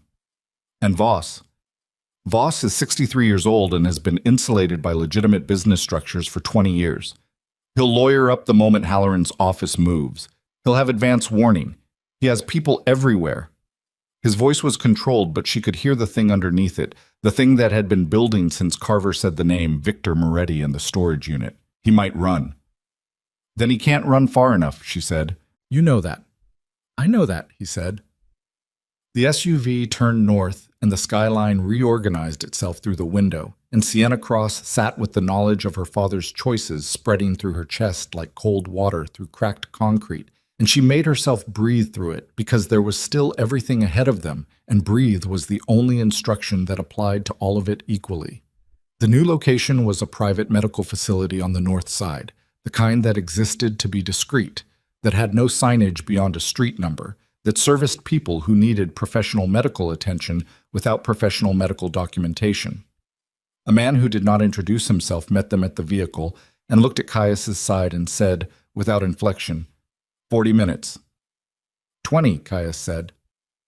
30, the man said, and turned and walked inside, and Caius followed him because argument was a luxury. Elena was in the front room when they came in. She was standing at the window with her back to the room, and she was very still. And when the door opened, she turned with the speed of someone who has been holding themselves in controlled suspension and waiting for the one thing that would release it. Mara crossed the room and they held each other without any dramatic vocabulary. No sobs, no words, just two people reestablishing a physical fact that had been in question. The specific hold of people who have missed each other in a way that bypassed sentiment entirely. Sienna stood in the doorway and watched it and felt something she had no language for. Then she heard the sound from the inner room, small and ordinary. A question delivered in a 6-year-old's voice, "Is that Mama?" And she crossed the floor and opened the door, and Lila was sitting on a medical exam table with a crayon in her hand and a paper from the exam table roll spread across her lap, drawing what appeared to be a very ambitious landscape. And she looked up when the door opened and said, "Mama, there you are," in the tone of someone who had been mildly inconvenienced rather than terrified. And Sienna crossed the room and picked her up and held her with her face in Lila's hair and breathed. "You're squishing me," Lila said. "Yes," Sienna said, and did not stop. Reyes had set up a communications station on the facility's administrative desk. Laptop, encrypted connection, 2 phones. He was already on with Halloran's office when Sienna came out of the inner room with Lila on her hip. Carver sat against the wall with his arms crossed and his eyes on the middle distance, performing the patience of a man who has put his survival into someone else's hands and is managing the experience of that. "The connection is clean," Reyes said. "Halloran's on in 4 minutes." "Where's Caius?" Sienna said, still with the doctor. She looked at the clock, looked at the door to the treatment room, looked at the laptop and the 4 minutes. "I'll take the call," she said. Reyes looked at her. She held his gaze and he made the calculation she needed him to make, and turned the laptop toward her and adjusted the camera. The call came through at the top of the 4th minute. Halloran was a compact man in his 60s with the face of someone who has spent a career listening to people tell him things they would prefer were not true, and he looked at her through the screen with the assessing attention of a man who was running his own parallel calculation. "Ms. Cross," he said, "I was told to expect Moretti." "Moretti is receiving medical attention," she said. I'm Sienna Cross. I'm the mother of Moretti's daughter, and I'm the person who has primary custody of the documentation we need to discuss." She held up Petrov's envelope. "I also have information that directly implicates my own family in the original conspiracy structure, which I'm disclosing to you at the outset because I understand what conflicts of interest cost in proceedings like this." Halloran looked at her for a long moment. "Your own family?" "My father, Raymond Cross. I have reason to believe he was a named co-signatory in the original 1975 arrangement that established the fraudulent trust structure. I'm telling you this now so there is no question of selective disclosure later." Another long moment. "Ms. Cross," Halloran said, "you understand that this disclosure may complicate your daughter's civil claim." "I've been told it doesn't affect the inheritance mechanism." "Legally, no. Politically," he stopped, "it will be used by Voss's defense, by the board members' council. They'll argue the Cross family's involvement delegitimizes your position as a whistleblower. Then we'd better make sure the rest of the documentation is so complete that my position as a whistleblower is irrelevant," she said. "We don't need me. We have wire transfers, internal directives, an 11-year mole inside Moretti's organization who is currently sitting 12 feet from me and has agreed to full cooperation, and secondary Ashfield Meridian documents that connect Aldrich Voss personally to a federal judge who I understand your office has a separate interest in." The silence on Halloran's end was the silence of someone doing arithmetic. "I need everything you have transmitted to my office in the next 2 hours," he said. You'll have it in 90 minutes, she said. And Moretti will surrender his cooperation fully. His organization, his records, everything. She kept her voice level. In exchange for standard cooperation considerations and no action taken against legitimate assets transferred out of criminal use. She looked at Carver. You'll want a separate arrangement with our cooperating witness, which he can negotiate directly with your office tonight. Halloran looked at her with the specific expression of a man reassessing the meeting he thought he was in. Your legal background, he said. I don't have one, she said. He almost smiled. 90 minutes, Ms. Cross. The call ended. Lila had fallen asleep against her shoulder during the last 4 minutes of the call, the child's weight heavy and warm, and Sienna sat with her and looked at the room. Elena and Mara at the window, Carver against the wall, Reyes already beginning the document transmission process, the treatment room door still closed. The treatment room door opened. Caius came out with the unnamed doctor behind him and a fresh dressing visible above the waistband of his shirt, white gauze, and medical tape. He was moving more carefully than before, the kind of careful that means pain is being managed rather than absent. He looked across the room and found Lila asleep against her shoulder, and stopped in the doorway for a moment. She couldn't read his face from here. He was too far and the light was wrong. Then he crossed the room toward her, and she watched him come and didn't look away. Halloran, she said when he reached her. I know. Reyes told me. He sat down across from her. Not next to her. Across so he could see her face, which she understood was a choice. You disclosed your father. Yes. You didn't have to do that tonight. You could have waited until the documentation was submitted and let it surface on Voss's side. I know. Why didn't you? She looked at him. Because I've spent 8 years living inside a lie that someone else constructed, and I'm done doing the equivalent of that to myself. She shifted Lila's weight slightly and felt the child adjust in sleep without waking. Whatever my father was, he was it. I don't get to manage the disclosure of that to protect myself. I just don't. Caius looked at her for a long time. The gray-blue eyes, the jaw, the scar at his temple that hadn't been there 8 years ago. All the time that had happened to both of them while they were somewhere else. The documents go to Halloran in 90 minutes, she said. After that, Voss will know. He'll try to move. Assets, people, himself. You have... She paused. Whatever you need to do to make sure he doesn't move. I'm not going to ask you about the specifics. No, he said. You're not. I need you to understand something. She held his gaze. Whatever comes after tonight, and there's a lot that comes after tonight, things about your grandfather and my father in 8 years and what we were and what we're going to have to figure out about Lila, all of it. I'm not running from it. I'm done running. But I need you to know that tonight I made decisions that I made. Not because you protected me or because I was afraid. Because they were right. He said nothing for a moment. Then, I know that. Do you? Yes. Something in his voice had changed register. Not softer, different. The way a very controlled instrument sounds when it's finally being played in the correct key. I've known that since the hospital. Since you looked at me in that hallway and didn't run for 30 extra seconds because you were deciding whether I was a threat. He looked at Lila. She has your stubbornness, he said. The way she held that activity book. The way she told me the horse looked like a potato. She has your eyes, Sienna said. I know. A pause. I don't know what to do with that yet. Neither do I, she said. We figure it out after. He nodded, started to rise, stopped. Voss, he said. He's moving tonight. Halloran's office isn't fast enough to cover everything. He looked at her steadily. There are things I'm going to do in the next 6 hours that I can't take back and that will close certain doors permanently, to the life I had, to what I was. His jaw set. I need you to understand that going in. She looked at him for a long moment. What doors are you keeping open? She said. He looked at Lila. That one, he said. The room was quiet. Mara was asleep against Elena's shoulder now, the mother and daughter rearranged into the configuration of exhaustion and relief. Carver was still against the wall, patient, waiting for the process he'd set in motion to reach its next phase. Reyes was transmitting, The quiet mechanical work of documentation crossing from one world into another. Outside, somewhere in the city, Aldrich Voss was receiving information and making decisions, and the clock on 90 minutes was running. Caius's phone lit up. He looked at the screen and showed it to her without being asked.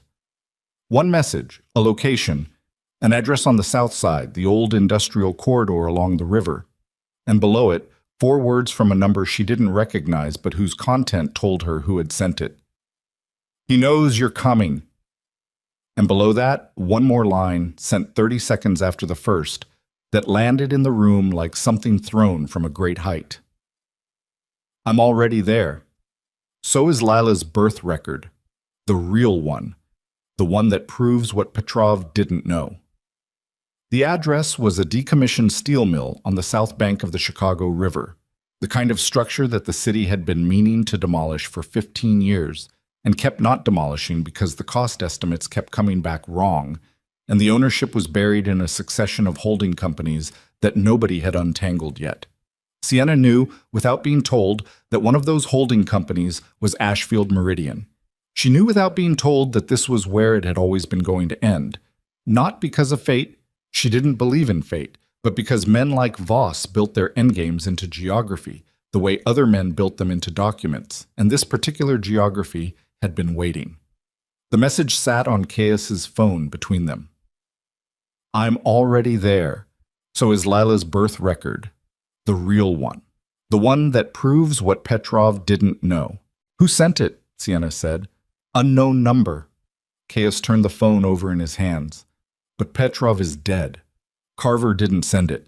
He's been here. Keen is either running or dead." He looked at her.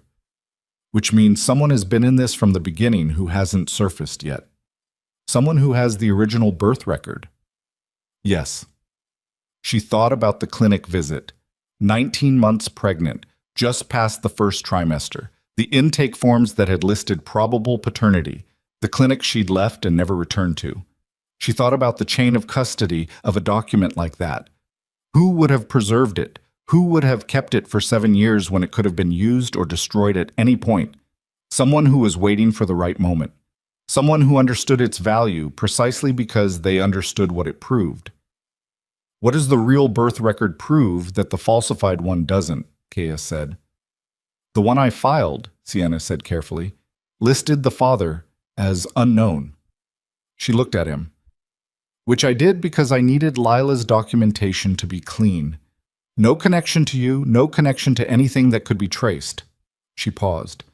"The original clinic intake form would have listed you by name, which I gave voluntarily at intake because I was 23 and hadn't been taken yet, and I thought it was a medical record that would stay in a medical file." "So the real document is the one that establishes her claim beyond challenge," Caius said. "The falsified one is the vulnerability. It's what Voss's lawyers would have used to contest paternity." "Someone has been protecting the original," she said, "or holding it." Both could be true at the same time. She knew that. People protected things for reasons that were not clean. Caius stood. He moved to where Carver was sitting against the wall and crouched to his eye level and said, "The address on the south side, the steel mill. Do you know it?" Carver looked at him. "Voss used it for secure meetings 3 times in the last 4 years. I attended 2 of them." "How many entrances?" "Loading dock on the riverside, 2 personnel doors on the street front. There's a catwalk system on the upper level that connects the main foundry floor to a secondary processing building. They're joined internally. The catwalk has gaps." He paused. "It's not structurally sound. The eastern section has been condemned." "And Voss knows this building." "He owns it," Carver said, "through 8 layers of subsidiary, but yes, it's his." Caius stood. He looked at Reyes. "How far is the transmission?" 60%, Reyes said. 20 minutes to complete." "Speed it up." "I can't speed up an encrypted transmission. Then prioritize. The wire transfer records and the Ashfield Meridian secondary documents first. Halloran doesn't need all of it tonight. He needs enough." He was already moving, already pulling on the jacket again, the movement of his left side constrained and careful. "The rest transmits after." Sienna looked at Lila. Still asleep on the exam table in the inner room, Visible through the open door, the paper landscape spread across the table where she'd been drawing. Small and entirely trusting in sleep, the way children were trusting who had been given enough safety to believe it was the default condition of the world. She looked at Elena. "I need you to stay with her," she said. Elena looked back at her steadily. "I know. Not because I'm not asking you because you're a woman, or because—" "I know why you're asking," Elena said. "And yes, Mara too. We'll be here." Sienna nodded.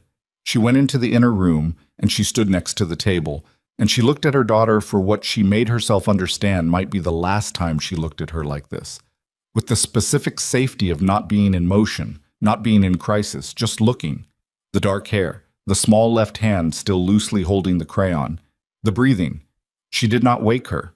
Waking her would have been for Sienna's benefit, not Lila's. She walked out.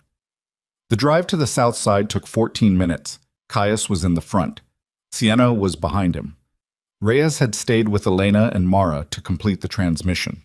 The two remaining men, ones whose names she'd finally learned, Brandt and Solano, were in the vehicle with them, and she had made her assessment of both and arrived at sufficient trust, which was the only kind available.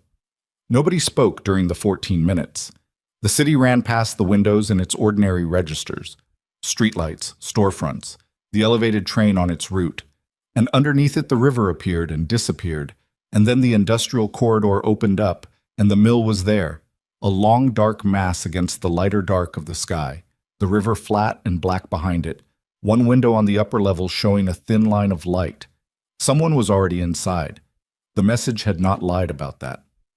Caius looked at the building from the vehicle for a long moment. Then he got out. Sienna got out.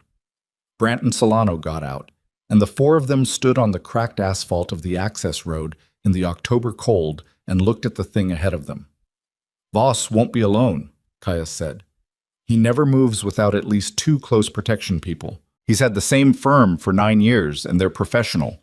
They're not the assembled third-party teams from tonight. These people know what they're doing." "How many does he usually run?" Brandt said. 2 close in, sometimes 4 if he's been threatened." "He's been threatened," Sienna said. "Yes," Caius said. "So 4. Plus whoever is already inside," she said. "Plus that." She checked the weapon Brandt had given her in the vehicle. A compact 9mm fuller magazine than the Glock, the weight of it different in her hand but manageable. She checked it and chambered and put it back and looked at the building. "The message said Lila's birth record is in there," she said, "which means the person who sent the message wants us to come in." "Yes." "Which is either an ally or a trap." "Or both," Caius said, and moved. The street front personnel door was unlocked. That was the second unlocked door of the evening, and she noted it the same way she'd noted the first, as information, as the deliberate grammar of someone who wanted to control the path. They went through it in the order Caius chose, which put him first and Sienna second, and Brandt and Solano covering, and the interior of the building swallowed them in the particular darkness of very large spaces that have not been lit in a long time. The foundry floor was enormous. The scale of it was industrial in a way that took a moment to process.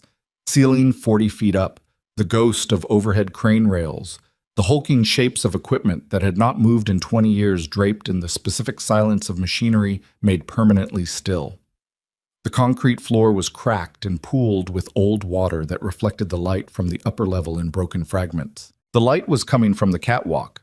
They crossed the foundry floor in the dark, navigating by the reflected fragments, and found the stairwell that led to the catwalk level.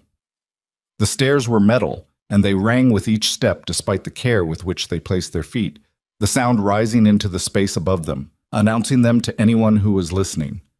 The catwalk was a steel walkway suspended between the main foundry building and the secondary processing structure, maybe 60 feet long, with a railing on one side that had partly given way and nothing on the other side but a drop to the foundry floor. The light was from 2 work lamps at the far end, the same LED type as the storage unit, set up on stands, flooding the junction between the catwalk and the secondary building in harsh white. Voss was there. 63, as Caius had said, But the number didn't convey much because Aldrich Voss in person had the quality of something built rather than aged.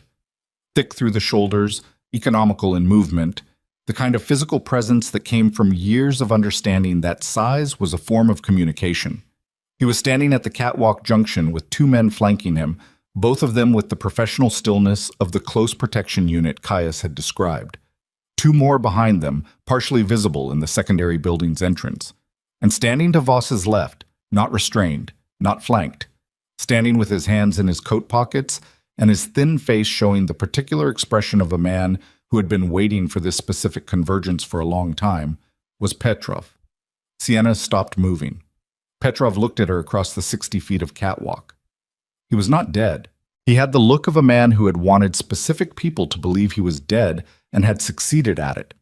The coat was different, heavier, darker, but the face was the same lined exhaustion, the same eyes that had looked at her through her apartment door and assessed her and found her sufficient for the purpose he needed her for. "Ms. Cross," he said. She heard Caius beside her go very still. "You're alive," she said. "Yes. No apology in it. I needed Voss's people to stop looking for me. The most efficient way to do that was to let them believe they'd found me." He looked at Caius. "Mr. Moretti, the last time I was this close to you was 2019. You wouldn't remember. I was part of the catering staff at a fundraiser." "Who are you?" Caius said. His voice was its quietest register. "I worked for your grandfather," Petrov said. "Not for Victor Moretti, the consortium figure.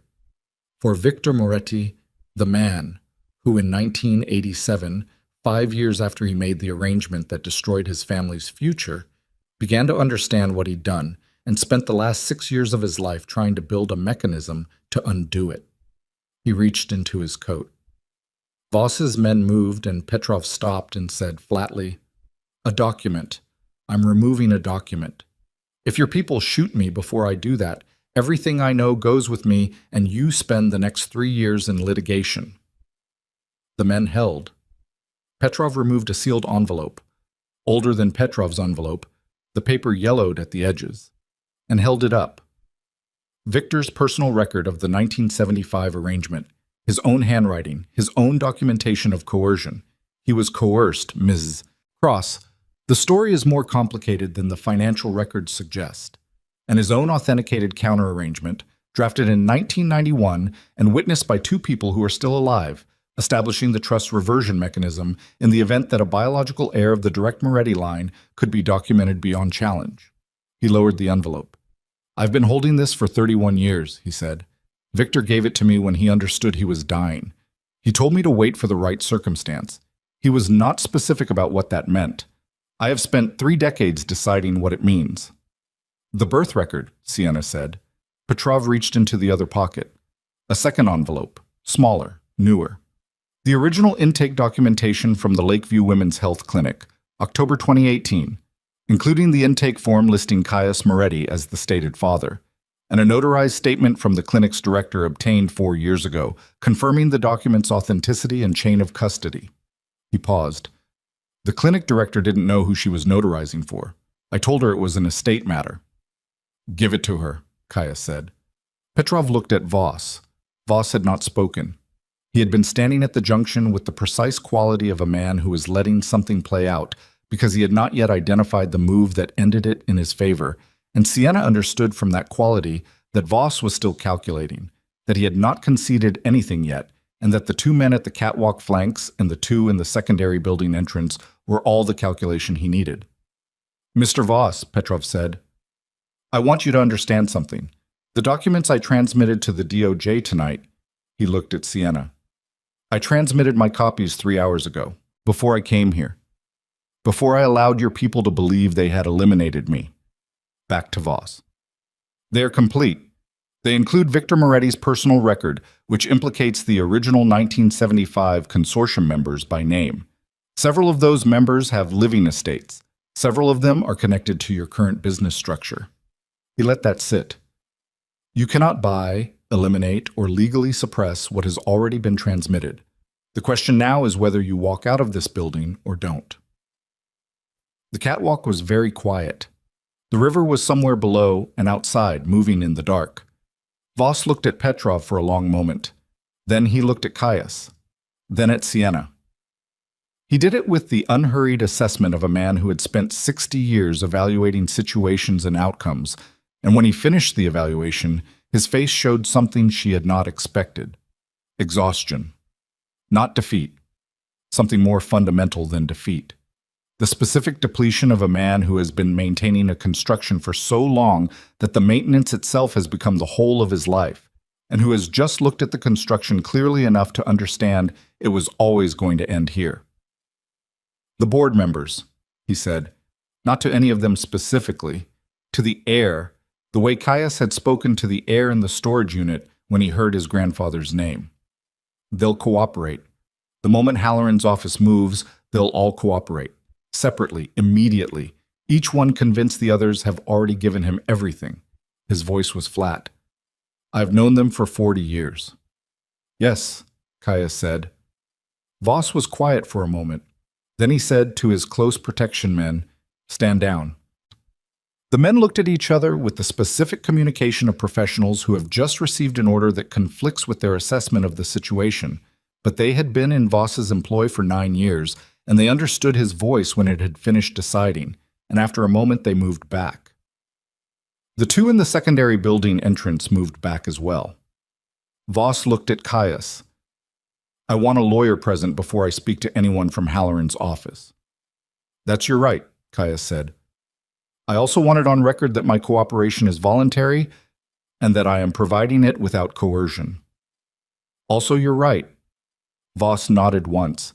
He looked in that moment like a much older man than 63, like someone who had just set down something very heavy that he'd been carrying for so long the weight had become invisible to him. He looked at Sienna with the strange directness of someone who had spent years trying to make her not exist and was now seeing her clearly for the first time. Your father, he said. Raymond. He came to me 3 years before he died. He wanted out of the arrangement. He said he wanted to leave documentation that would protect you. A pause. I told him it was too late, that the structure couldn't be dismantled from the inside. He looked at his hands for a moment. I was wrong about that. She did not respond to this. She filed it in the same place she was filing everything about her father, the compartment that would need to be opened and sorted through carefully when there was time and space, and the immediate emergency was not pressing against every breath. Raymond Cross had wanted to protect her.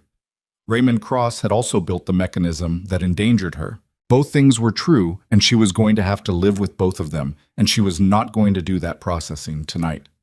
Petrov, she said. He crossed the catwalk to her. He gave her both envelopes, the yellowed one with Victor Moretti's handwriting, the newer one with the original birth record. And when she took them, he held on for just a moment with the look of a man releasing something he has carried so long that the release requires a deliberate act of the will. 31 years, she said. Victor was a complicated man, Petrov said. He made terrible choices. He also spent the last years of his life trying to give the next generation a way through them. I decided that deserved to be honored. He let go of the envelopes. It took longer to honor it than he anticipated. I apologize for the circumstances. She held the documents. Brandt had his phone out, on a call to Reyes, coordinating the handoff of Voss to whatever process Halloran's office was preparing. Solano was with Voss's close protection people, and the geography of the situation had rearranged itself into something that was no longer combat and was not yet settled, the specific transitional state of a confrontation that has been survived. Caius was standing at the catwalk railing, the one that was still intact, looking out through a broken section of the upper wall at the river below. She went to stand beside him. She didn't touch him. She stood close enough that she could feel the heat of him in the cold air of the mill.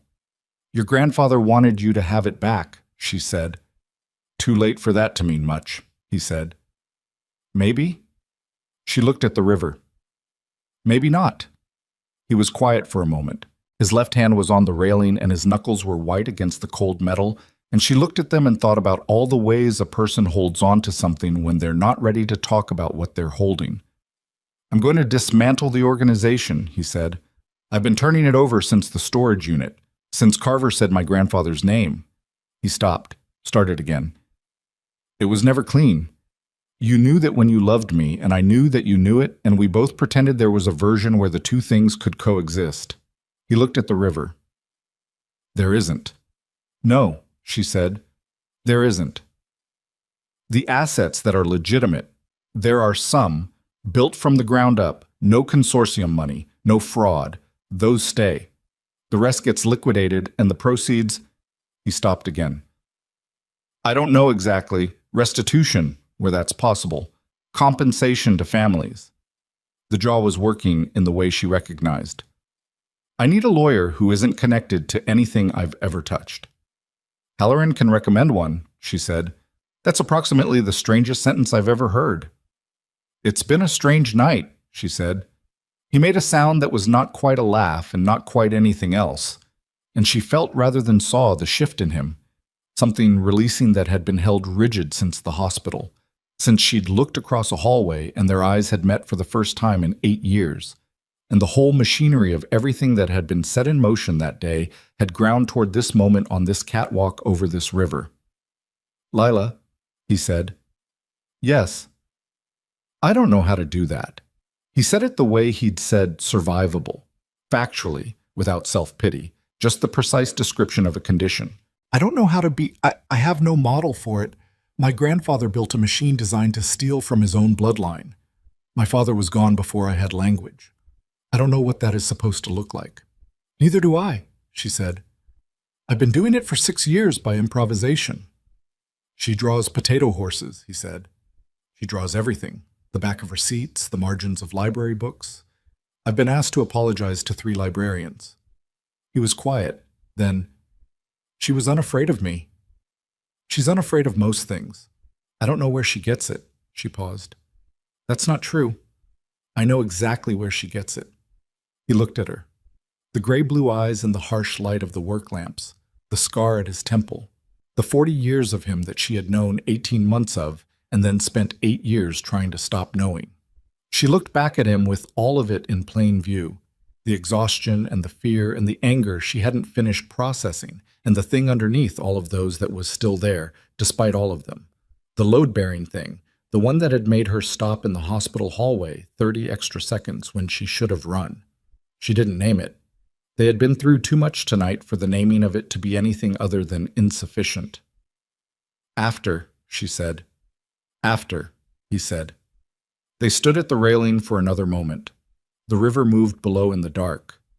Somewhere in the city, Lila was asleep with a crayon in her hand, drawing the borders of a world she did not yet know was hers.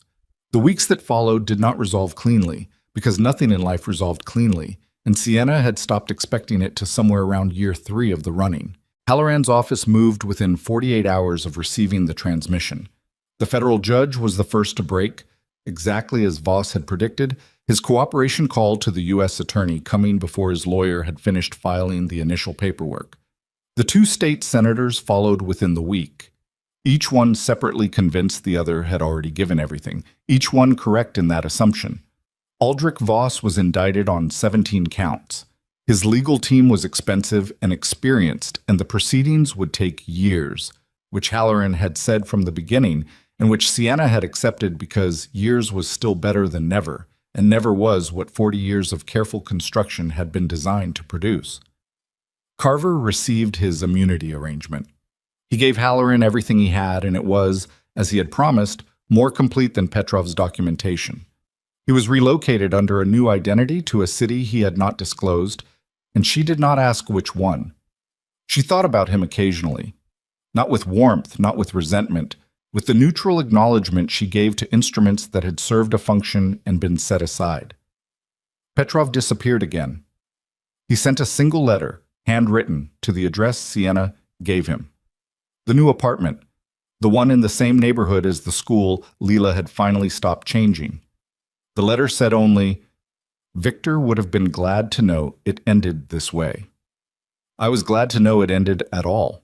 She kept the letter in the same drawer as the documents. She didn't know what else to do with it. The legal proceedings to restore the trust to Lila's name took 8 months. The attorney Halloran recommended was a woman in her 50s named Vasquez, who had the particular quality of competence that manifested as total absence of drama. and she navigated the civil proceedings with a patience that Sienna found both admirable and occasionally maddening. The opposing counsel attempted 3 times to use the falsified birth registration as grounds for contesting paternity. Each time, Vasquez produced Victor Moretti's personal record and the authenticated original and the notarized statement from the clinic director and waited for the opposing argument to collapse, which it did, each time, with the resigned efficiency of a structure that has been undermined at its foundation. $4.3 billion was a number Sienna could not make real in her daily life. She had tried several times and given up. Lila's relationship to it was managed through a trust structure that Vasquez designed, and that would not become fully accessible until Lila was 25. And in the interim, the assets generated income that was directed partly to the restitution fund Caius had established, and partly to a foundation that Sienna found herself, almost without intending to, running. The foundation did quiet work: family legal assistance, documentation support, the kind of practical help that mattered to people who needed to disappear safely, or more often, to stop having to. She was good at it. She had, it turned out, more expertise in the subject matter than most. Caius dismantled the organization over 4 months. He did it methodically and without ceremony, and the process cost him things she only understood the weight of afterward. Connections that had been the infrastructure of his entire adult life.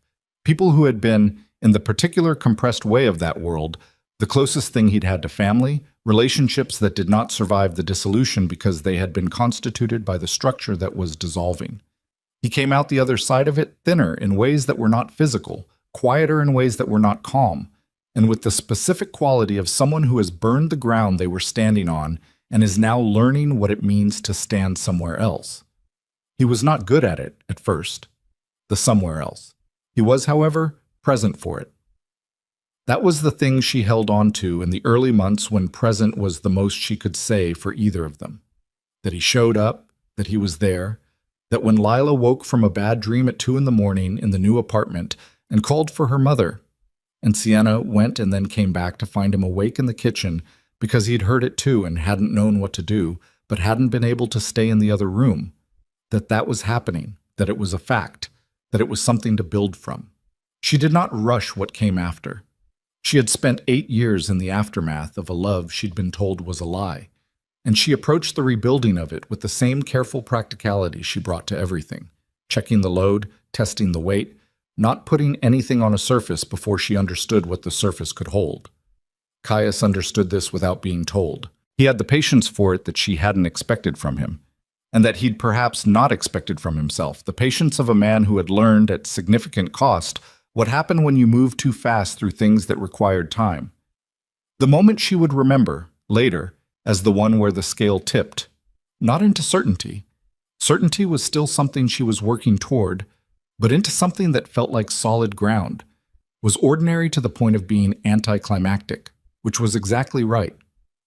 It was a Tuesday in March, 5 months after the steel mill, the sky that particular flat white of a Chicago winter finishing itself, and spring not yet convinced it was wanted.